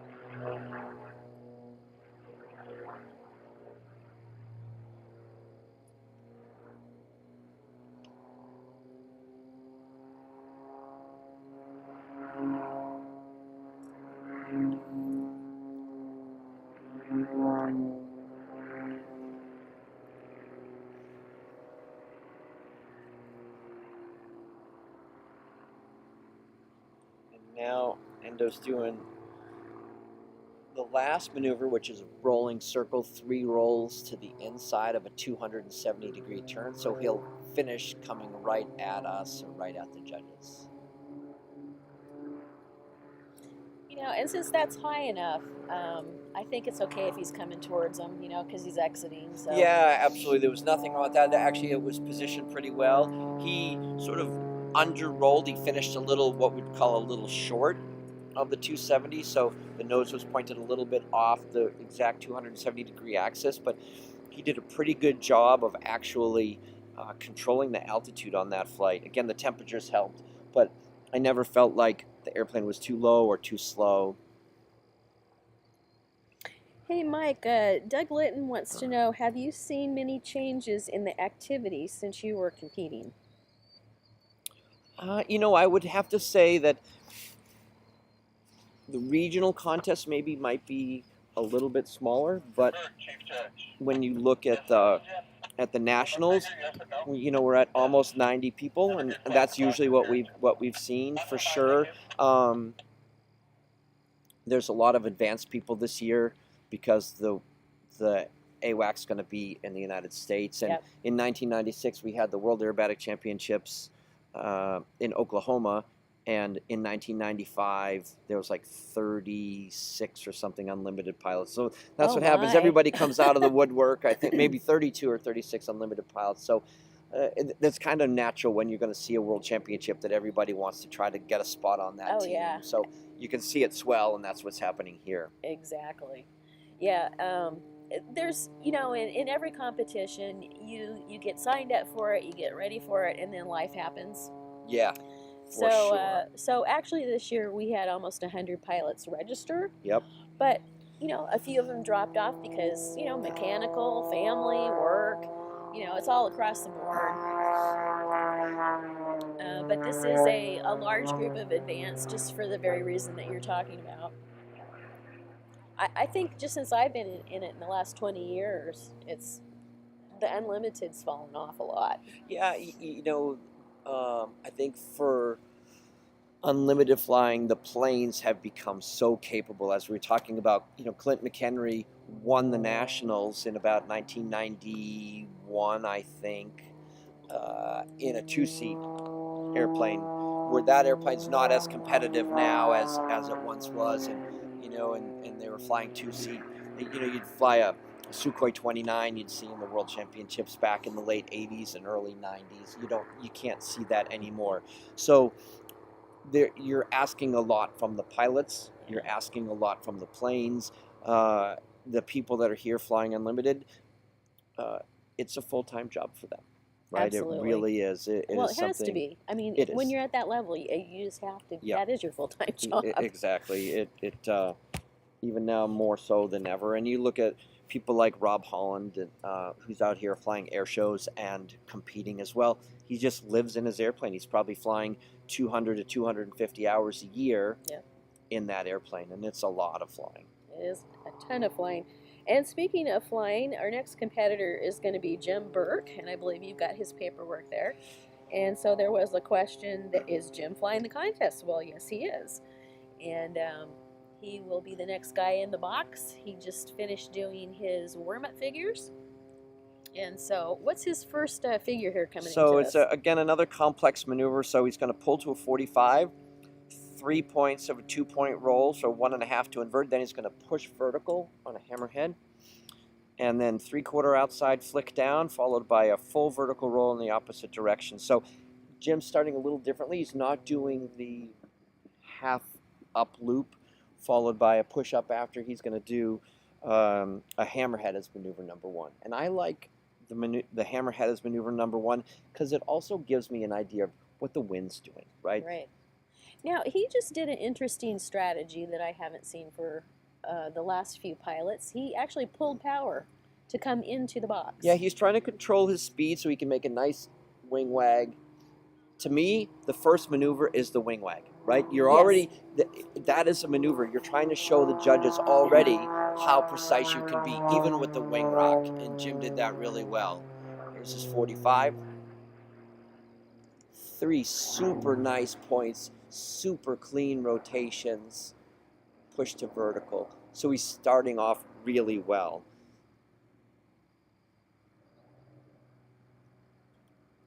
Nice hammer. Yeah, really nice hammer, controlled it. 3/4 outside flick is good. Now the roll in the other direction. That was quite a good maneuver. It's a good way to start. The altitude is good. Everything looks good. His speed is good. Pulling vertical for number 2. He's going to do a 4-point roll.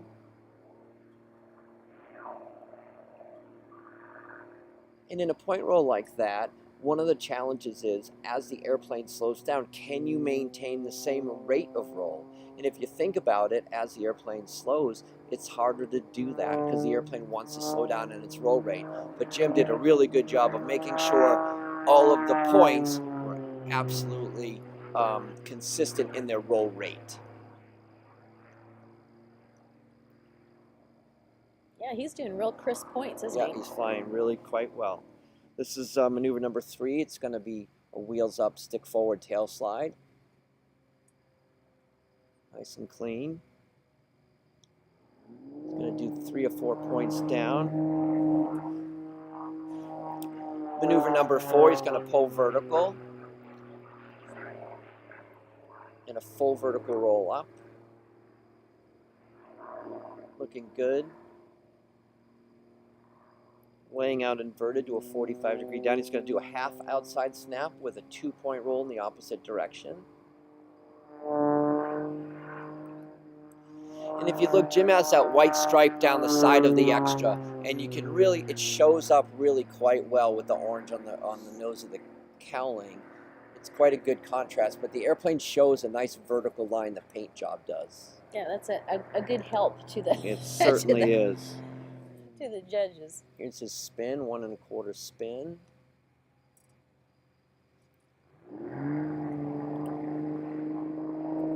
The Humpty's going to pull vertical.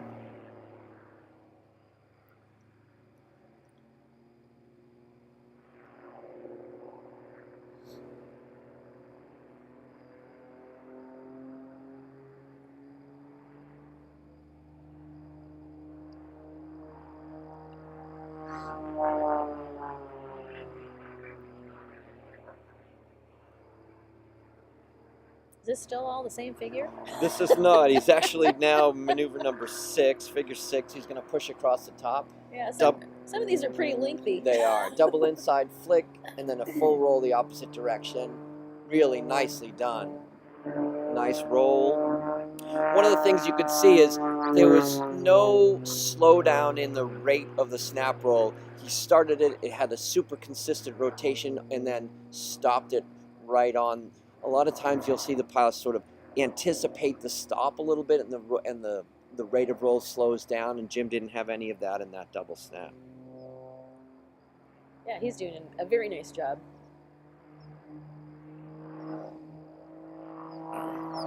And again, it's got that flow, you know, we're up, we're down, It does, using the box from side to side and really staying in front of the judges, but not getting too close to them so far. Of course, it's not over yet. Right. But he is really paying attention to that. Yeah, and Jim, just like we talked about with one of the other competitors early, he's doing the 180-degree rolling circle, and he did it to the inside, to the outside with an inside pull, right? So, right.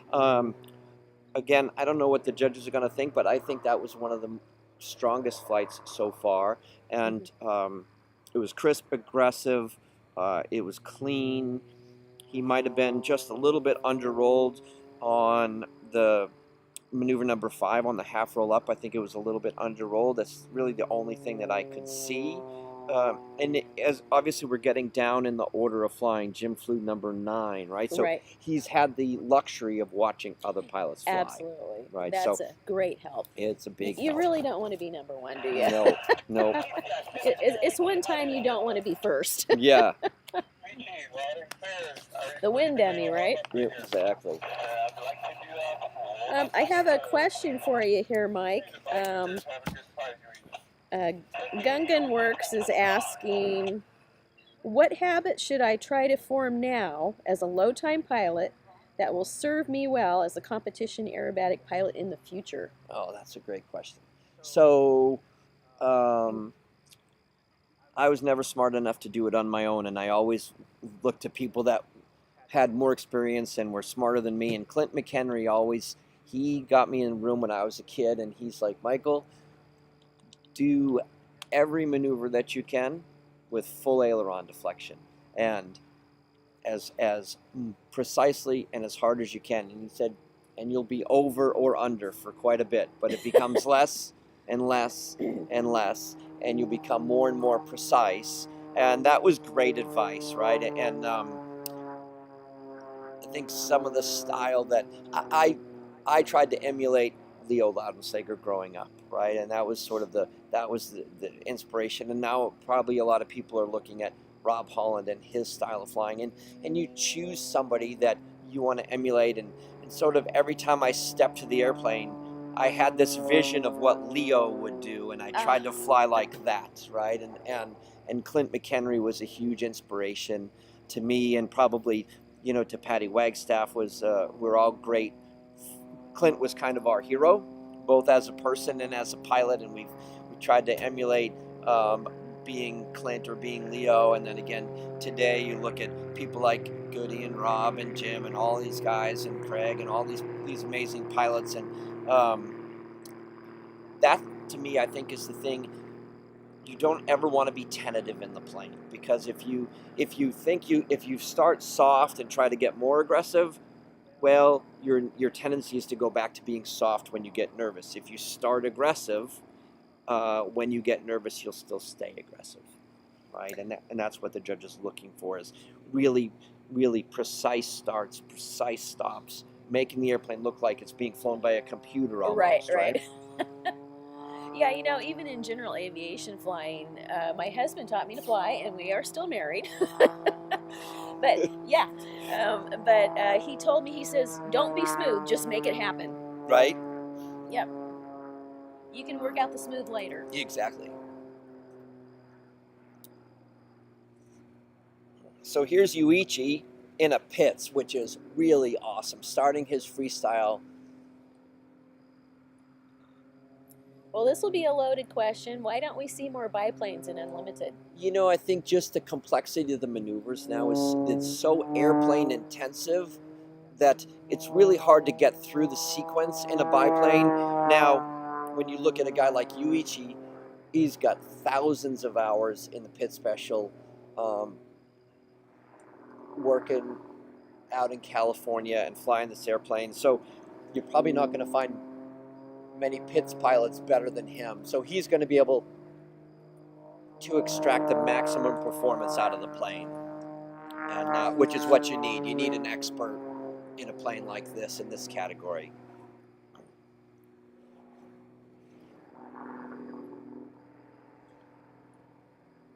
I don't know much about his plane. I know it's a pit special S2S. Yeah, and the S2S, for the people who don't know, it's really it's an S2B with a single seat. They put a fuel tank where the front seat usually is. And if you're an air show fan of any type, Sean Tucker, Skip Stewart, Tom Jones back in the day, all of those airplanes were all S2S airplanes, and they were kind of the favorite for people for a long time. And I think it's the best combination of size and performance, right? It's a little bigger than the S1s, so there's a little bit more for the judges to look at. Has the 260 horse engine, not the 200 like the S1T has. And in the hands of a guy like Yuichi, you can see it still is a pretty capable airplane, isn't it? Oh, absolutely. I'm finding this to be very, equal on the sides, very much presenting to the judges in a way that doesn't make them, stress their neck or, any of those kind of things. And he's really using the box to full advantage. He is. And, if you are watching, the little differences you'll see is he just doesn't have the time to go between the rolls. So his combinations of rolls has to be, the timing between going one direction to the other direction is less, right? Because he doesn't have all of the luxury of all of that time going straight up. But he is keeping it very consistent in the range in which he's flying. Yep, absolutely. Now number 6, he's going to push down, do a 2-point roll.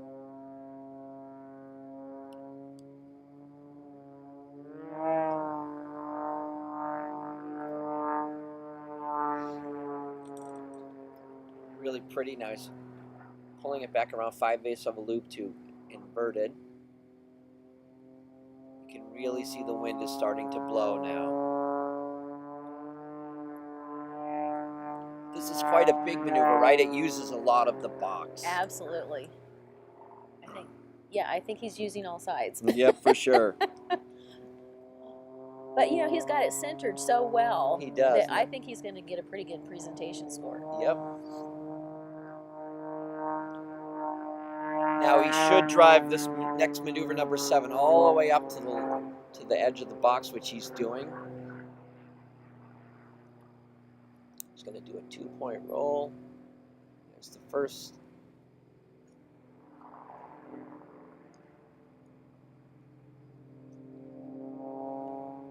So like we were talking about earlier, that's going to be one of those questions of, did he actually stop on the 2 points or did he Right. not, right? It looked a little bit maybe like it was just a full roll. Mm-hmm. Yeah, he's a little bit high for his size of airplane, so Yep. it's a little bit harder for the judges to make that out. And here's his spin, the one-turn inverted spin. This should happen right in front of the judges. You can see he's driving it. Now he's going to pull the power off, push the nose forward because he's upside down. Perfectly placed, right? Now he's going to do loop back around. Yeah, I think when he was diving towards the ground, he was probably right on the center box marker. Yeah, he was. It was really quite well done. Again, Yuichi's a pro, right? And to be able to control his airplane's position in the box in this wind, he's done quite a good job. Here's the 1.5 snap. Again, right in front of the judges, right where he wants it to be. And now he's going to do a 270-degree roller, and again, an outside roller, which means he actually pulls on the stick to start the maneuver.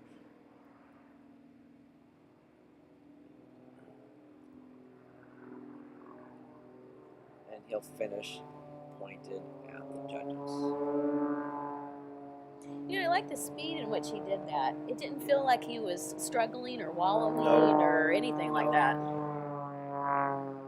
Well, that just goes to show you that it's not always the plane, right? That's right. It's the pilot. A lot of people say it's the airplane, and at this level, it really isn't. It's the. Yep, it's I the, agree. You know, it's the pilot. When you look at it, of course, he's at a disadvantage being in a pits like that, but that is some seriously awesome flying in a biplane in Unlimited, right?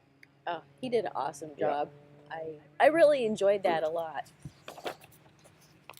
All I can say is, better him than me. You're not going to go back into the biplane? No, I watch some of these people like R.J. Gritter and guys flying the decathlons and air shows, and I have way more than 1,000 hours in a decathlon. Like, how do they do that? They're quite good at what they do, and Yuichi's pretty awesome in that pits for sure. You had a pits at one time early on I've in your had flying three career. of them. Yeah, I had an S1. My first airplane was a $12,500 two-aileron open cockpit flat wing S1C pits, which was all I could afford at the time. I actually couldn't even afford that. I had to get a loan on that, and that was quite fun. And then I had an S1S, and then the last airplane I had was an S1T, which was owned by Patty Wagstaff. She flew that in the World Championships over in England in 1986. Then I went to Sheila Johnson. A lot of people probably don't remember Sheila. She flew Unlimited at 17 years old in that plane.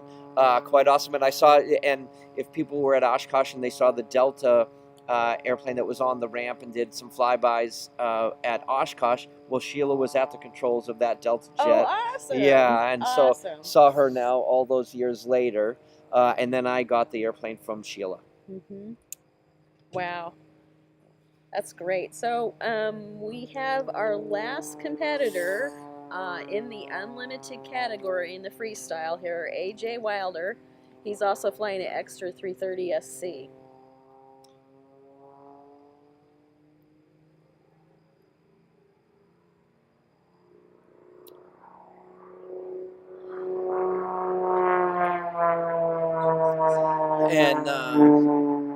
And yeah, Johnny Wacker flew this plane earlier in this rotation. He was number 4 in the same airplane. Yeah, in the same airplane. And I think somebody that's watching might be able to correct me if I'm wrong, but I think this is actually SC serial number 1. So this one is actually the rudder is a little bit different on this airplane than the other SCs. It has a little bit of a bigger counterbalance on the rudder, but other than that, it's the same as all of the other SCs. But it is the first one, I think, or at least the first one in the country.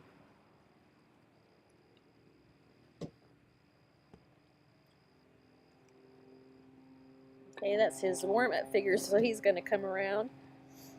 Okay, and Rick, I will find out what kind of camera that we're using, because last time I didn't know the answer. Forrest? Yeah. What is your camera setup? Sony? It's a Sony FS7 Mark II, And Sony FS7 Mark II. yep. And then I'm using a this year I'm using a Sigma 150 to 600 150 to 600 lens. lens. And then a bunch of other stuff. Does that answer your question, Rick?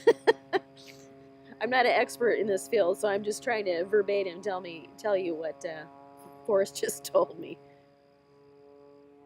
And oh, by the way, Mike, Aaron McCartan says the AJ's is the first. It is the first one. Okay. It's the first SC. Cool. Aaron knows everything. Yeah, you have to be careful what you say with this group because there's a whole bunch of professionals on. That's right. They're going to correct you if you're wrong. And he says, so he says serial number 001, and it has different ailerons and rudder and no spades. Ah, no spades. I thought they put spades on it, but apparently not. That's awesome. Okay, and I have a question here from Kim Margolis, and she says, how long do we anticipate before we get some glider action?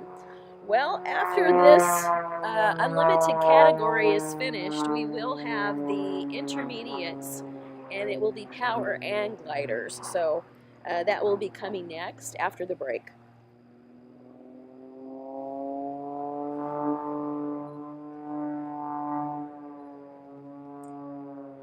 Now, is he flying the same sequence as somebody else? I'm not sure. Again, it starts with the half loop up with the 1.5 outside flick and then a pull or a push back up. He did the pull. So it started very similarly to everybody else. And his altitude and positioning is quite nice. He's a little close to the judges at this point, but you can see maneuver number 3, he's going to change that. He's going to do a Humpty, which should take him away. He's going to do his spin here.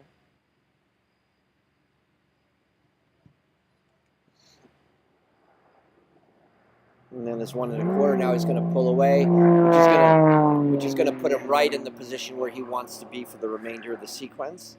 So obviously, very strategically placed. Absolutely. This maneuver. Yep, for sure. I mean, obviously, he knows exactly what he's doing. And you can see there's some wind, and AJ knows it. He's really floating the top of this Humpty, and quite a nice top on the Humpty.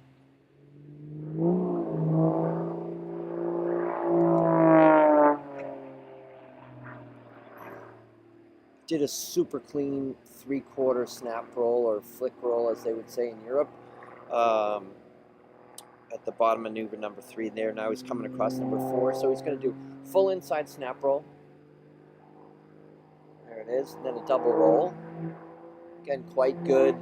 And really his positioning is, he's putting it right in front of the judges, right? He's down low, he's in tight. The positioning looks really good.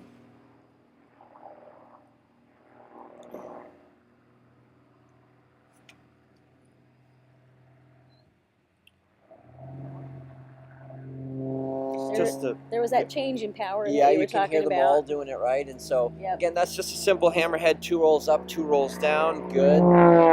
Maybe he's doing a little bit of wind correcting here. The wind, you can even feel it coming a little stronger on the ground now. We couldn't feel it before, where now we can. So I think the wind is definitely starting to get stronger as it goes. The thing I'm liking about it is the wind is warmer now. Yeah, for sure.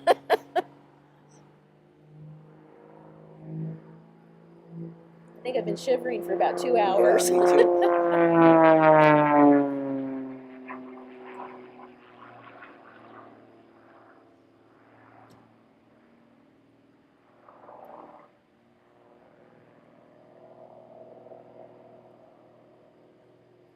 Now AJ's going to do his tail slide, stick back, wheels down, tail slide, flip the right way, quite nice. Now he's got a 3/4 roll to the right. Well done. So he's going to pull around on this half loop. He's going to do 3 points of a 2-point roll with a 1.5 inside snap roll in the same direction after. So he should go left, and he does. Really super clean. Again, he's going to do this 180 outside roller, which I think a lot of the pilots have chosen to do that in at the end of the sequence. I like it. And if you can't see it on the screen, they are all starting that the roller inverted, so they're not upright; they're actually upside down. Yep. And to me, that looked like a pretty clean flight, right? He might have been just a little closer to the judges than he might have wanted to be, but really aggressive. The snaps were quite nice, and people say Unlimited is a game of snap rolls, and if that's true, he did quite well in this free. You can see that AJ's been practicing. Yeah, absolutely, as they all have. But Oh. you know, he did a really spectacular job, I feel, on that flight. So I have had a couple of people asking about when we're doing gliders, and I just want to restate that we are having the intermediate category after this break. They're getting the judges out here now for that category, and in that category is the power pilots and gliders. So you will see gliders up next. There may not be commentary on that particular flight. I have some other duties and I don't have another guest lined up, so you can go ahead and you can make up your own announcing. I'm sure you've learned a lot from us. But I would like to take a moment before we get out of the break here to say a thank you to sponsors that have given us some what we call in-kind donations. And in particular, Mahaska Beverage Company has given us 2 flats full of water, and So we Johnny are going Wacker, through them just for like that video review, figure crazy. 6. So, and then the Salina Regional Airport tower and staff, they have been absolutely wonderful to work with, and we really appreciate that. All right, Mike, you motivated to get back into it? Okay, so we have some people coming up around us for right now, and we're going to sign off so they can go ahead and talk about some things that they saw while they were judging. And they often have a conference whenever they see something that they feel like, oh, well, that wasn't quite right, so we need to review the video, which they are going to do. And this is Lori Pinner signing off, and Mike Gullion. Hope you guys enjoyed it. Okay, See you thank you. next.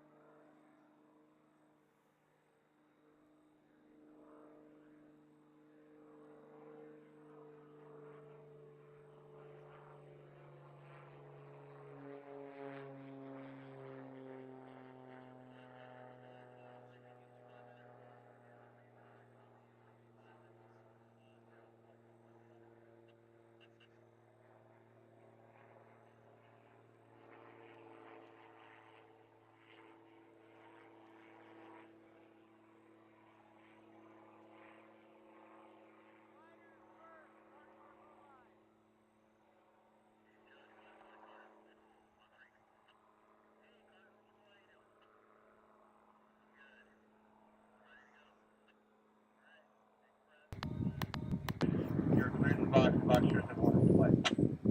Box off, box mine. Thanks so much. Reach is activated. Copy.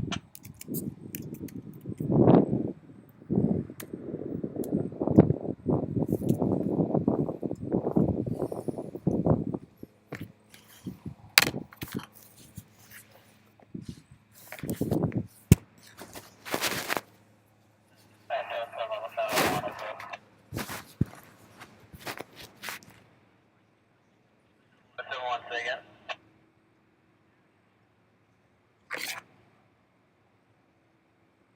271, fly by car, you mind? Turn your 180 degrees around and head right to the box.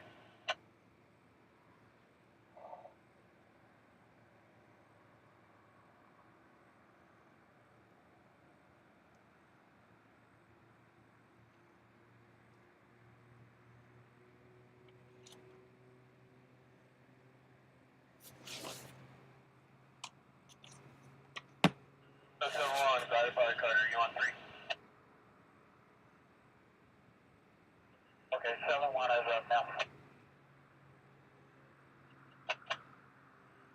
7-1, Aerobatic Carter, got you loud and clear. If you don't mind, headed right to the base for the box. We're ready to go. Sorry about that. All good, thank you.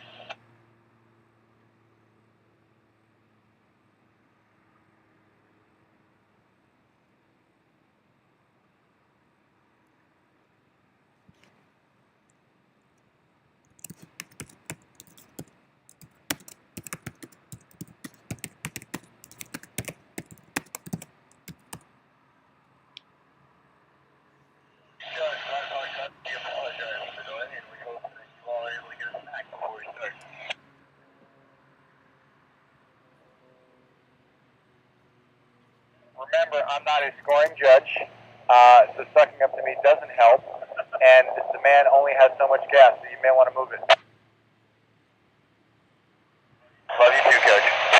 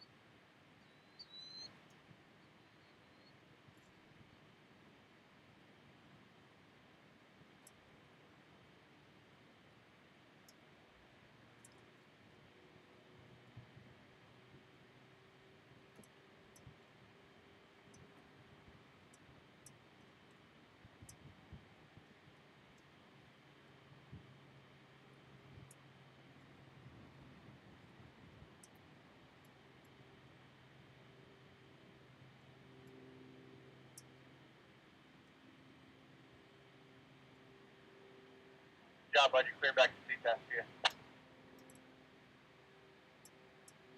Pilot Carter's going to be switching back to freak styles on everybody. Thanks.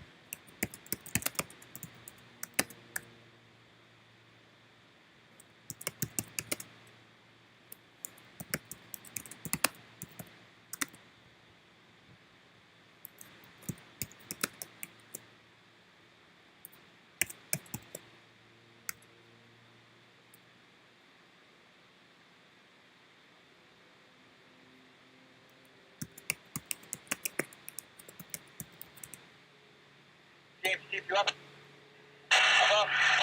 There, you're clear in the box. Box yours. Have a good flight.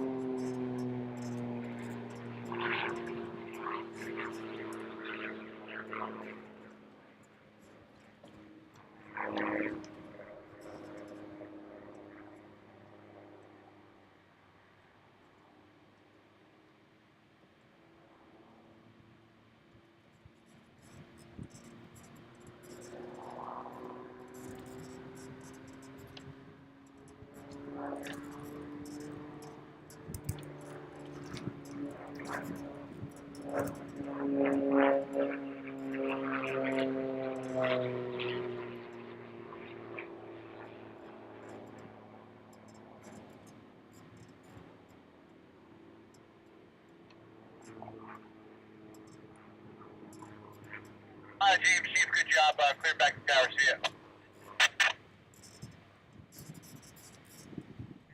Chief, you up?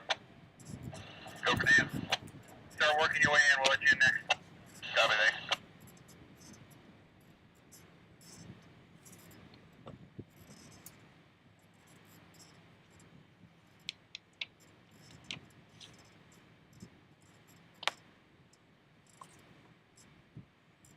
The wind is pushing. You're clear in the box. Boxers have a good flight. Box on, box fine. Thanks, Judge. The wind is pushing towards the judges really hard. Even with the unlimited guys this morning, early, the wind was pushing in bad. And a couple of them had some trouble, even went out. So anytime I almost lose somebody on camera, it's because they're getting closer and closer to the judges. If I lose them, usually they're out of bounds. In this case, to the east. And it's strictly a function of I can't point the camera any more vertical. So I run out of tripod head. I can't go beyond straight vertical.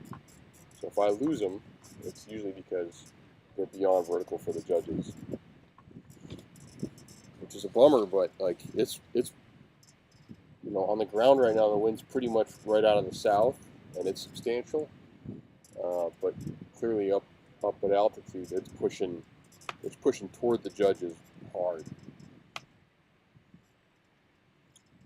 Alright, that was James Spaller. I think we have a glider again next. Our second glider is up.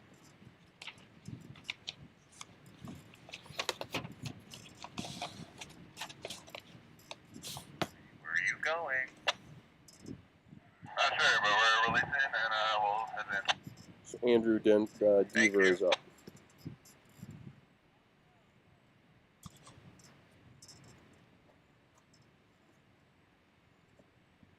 Are you off, though? A-frame, off, though. I never got cleared to the box. Yes, we did.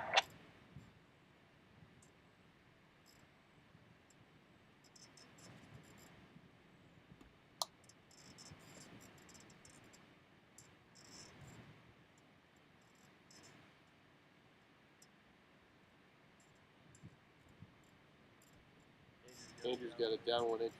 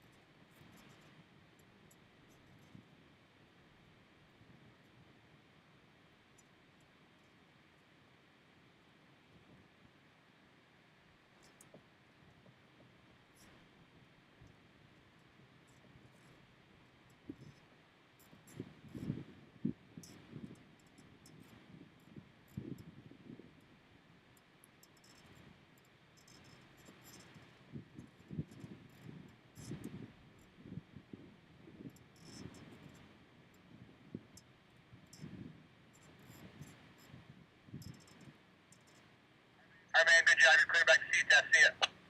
Thanks, Chris.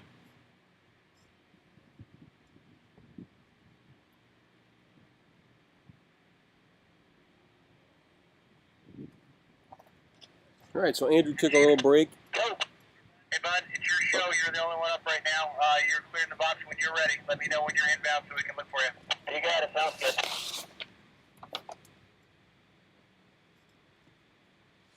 Andrew took a little break, but did a good job with position. He stayed right in front of everybody, which is tricky today.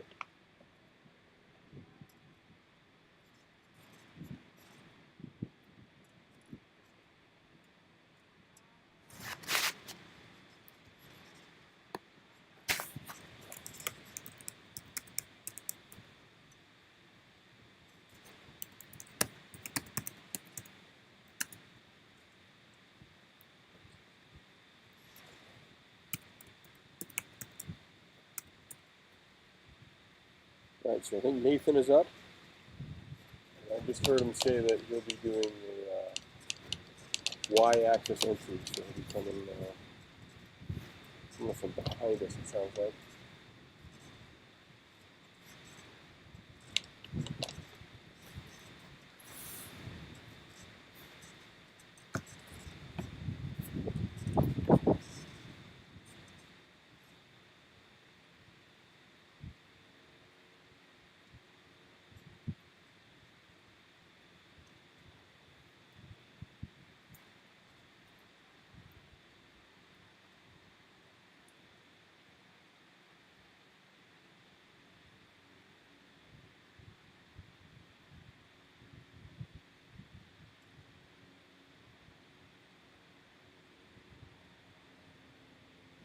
Yeah, I'm all set. I'll be coming turbine. Be ready inside.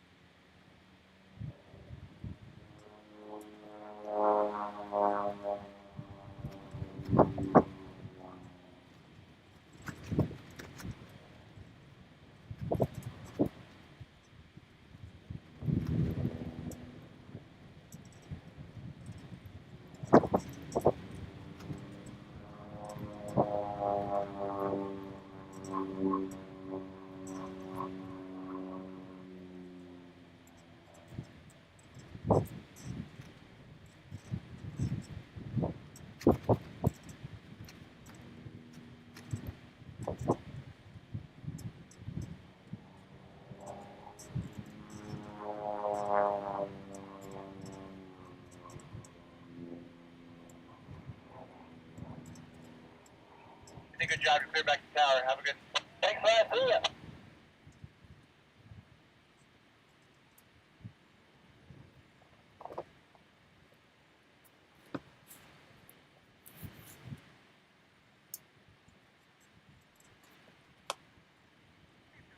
Carter Pilot, that's right.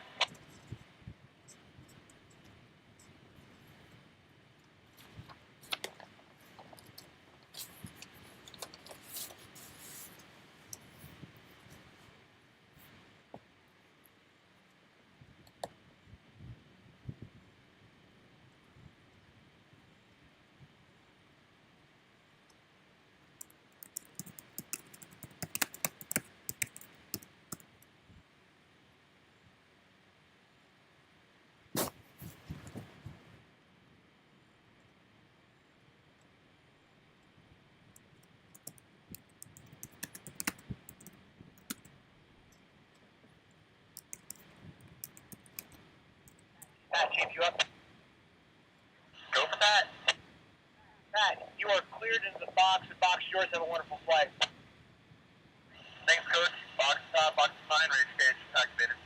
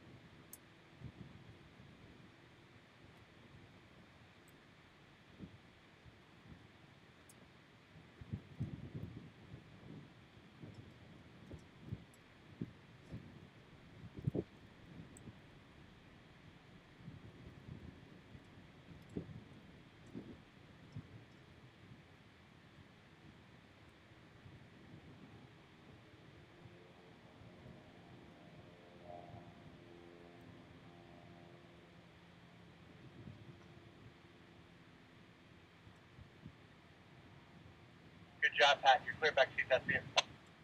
Thanks so much, George. Love you.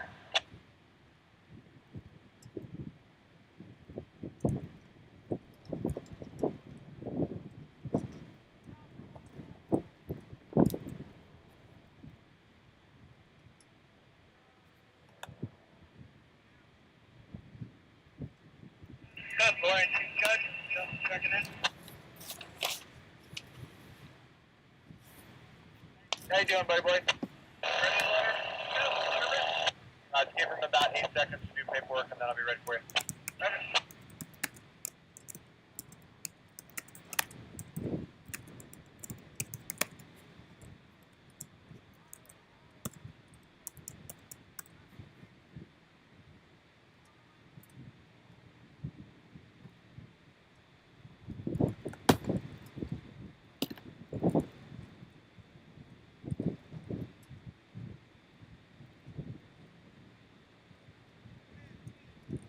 Justin, keep your clear the box here so we can play. All right, in a minute.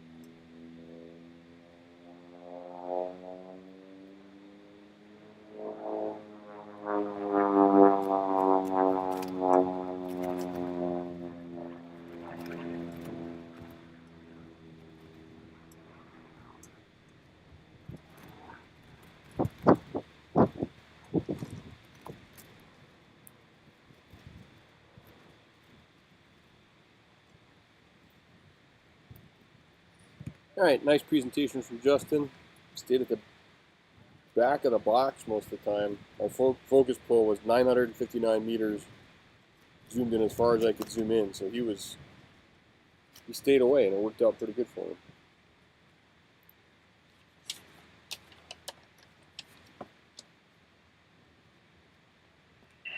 Over to tower.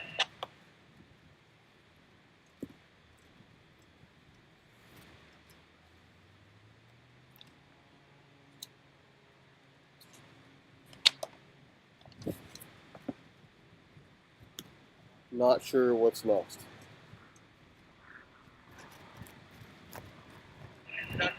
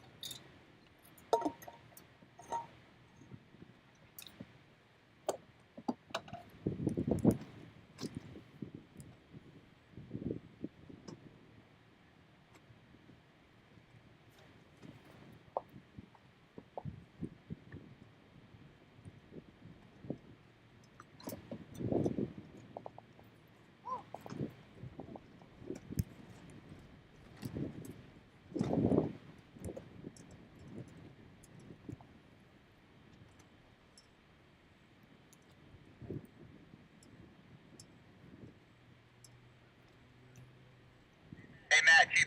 How you doing?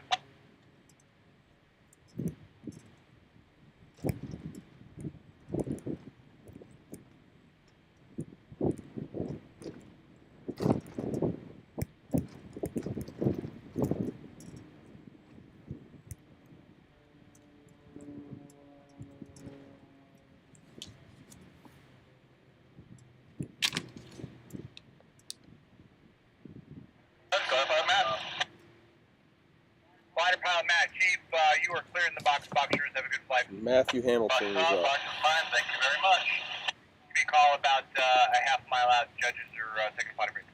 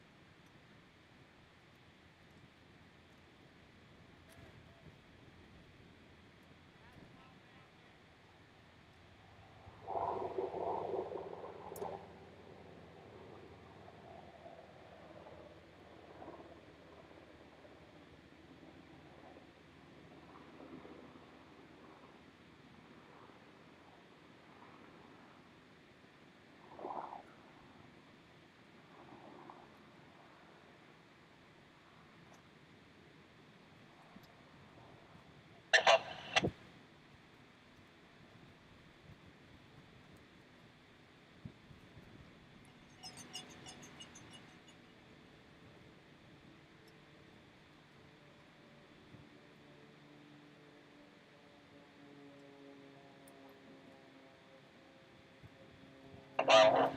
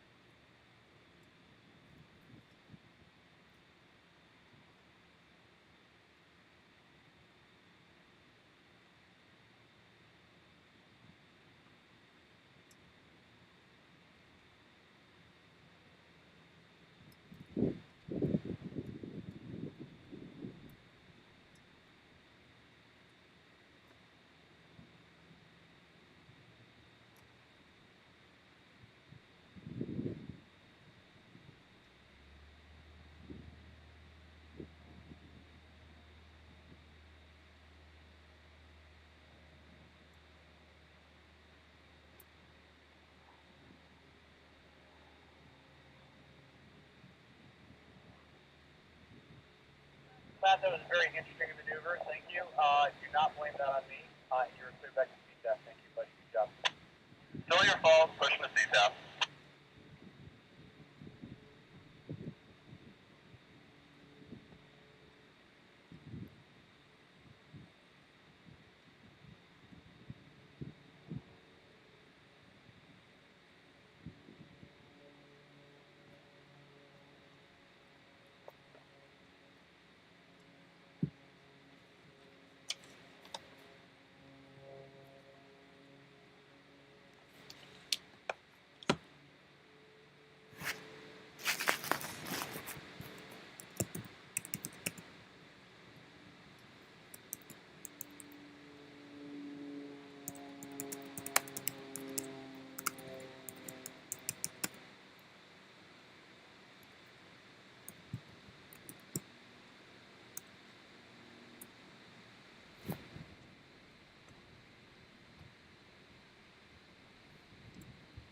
All right, that was a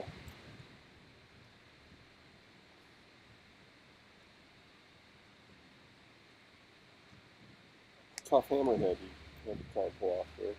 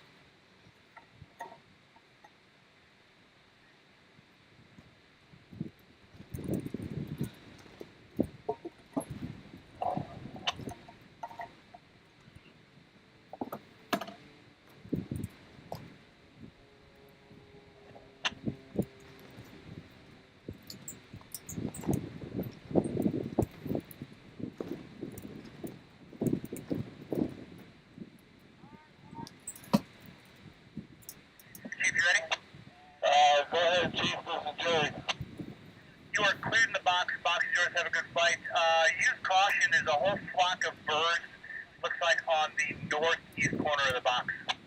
Roger, Jerry, cleared of the box, copy birds.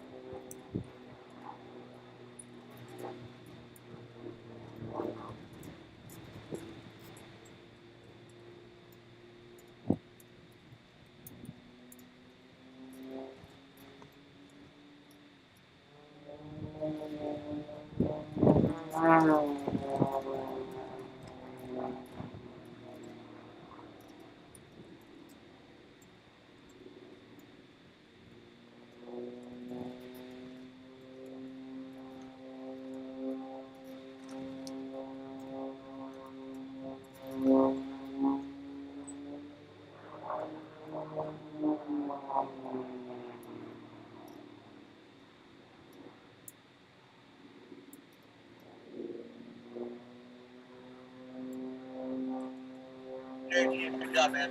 You're clear back to town. See ya.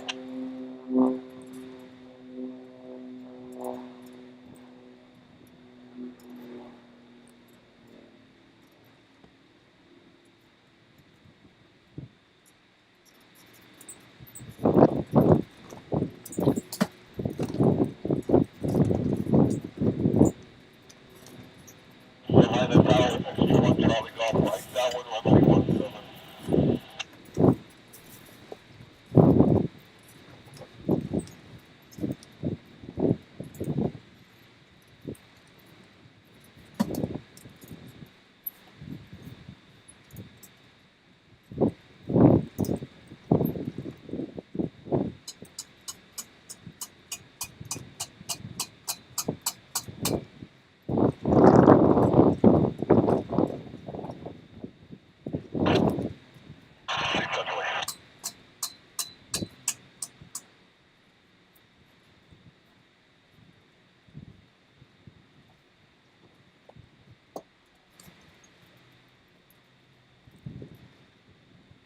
Chief, you up?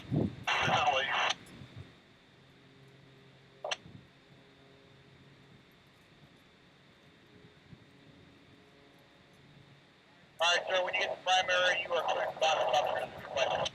Take it up.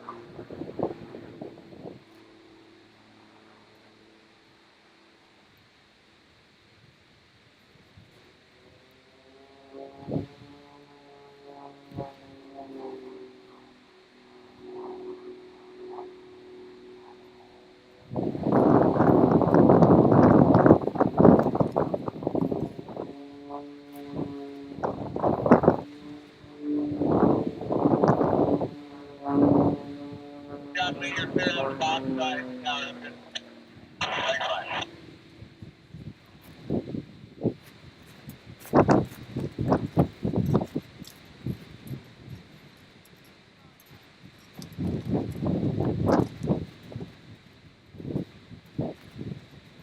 How you doing? Thanks, Mark. Head this way, we'll be ready for you in a second. Okay, we'll come.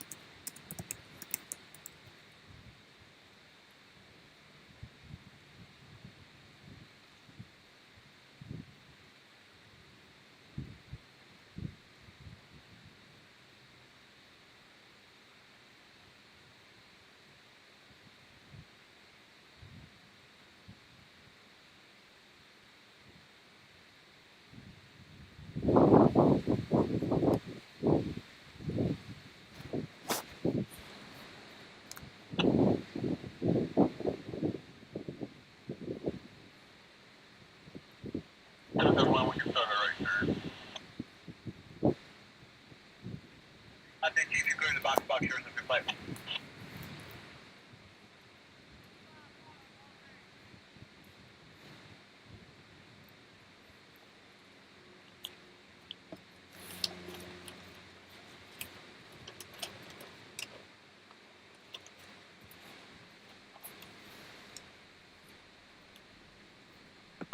Dante Cyrus is up.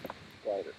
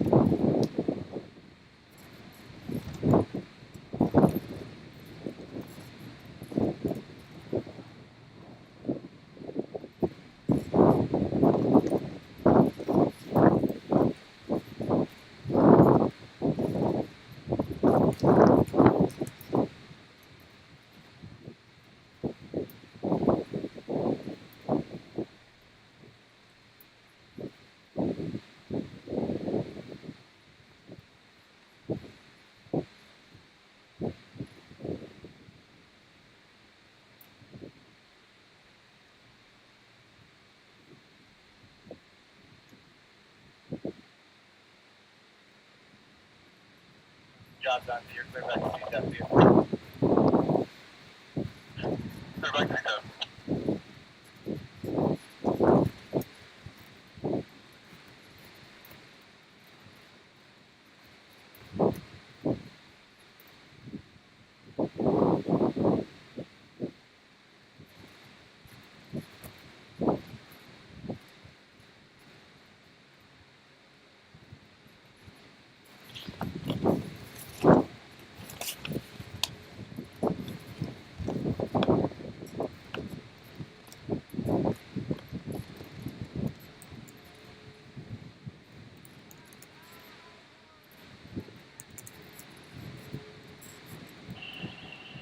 Challenge, Corey G, is Aerobatic, I'll hold.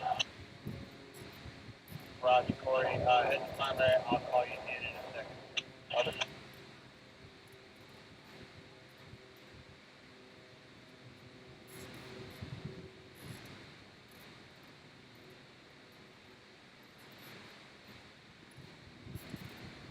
Corey G, you're clear. Box. Right. Hi, Corey on the box. I'll call you. Yeah, my order of flight is completely screwed up. So apparently this is Corey Gorillas now.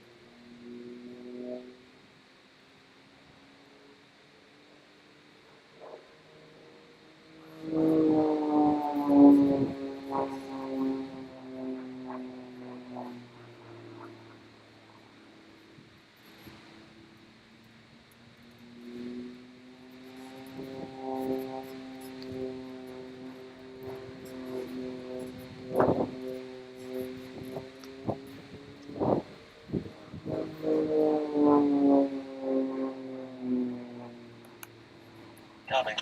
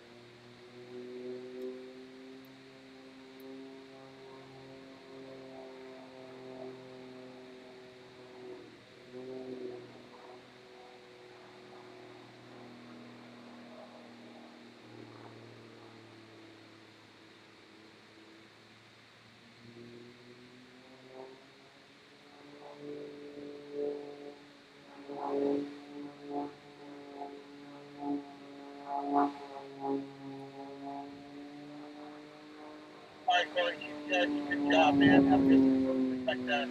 That's all it is.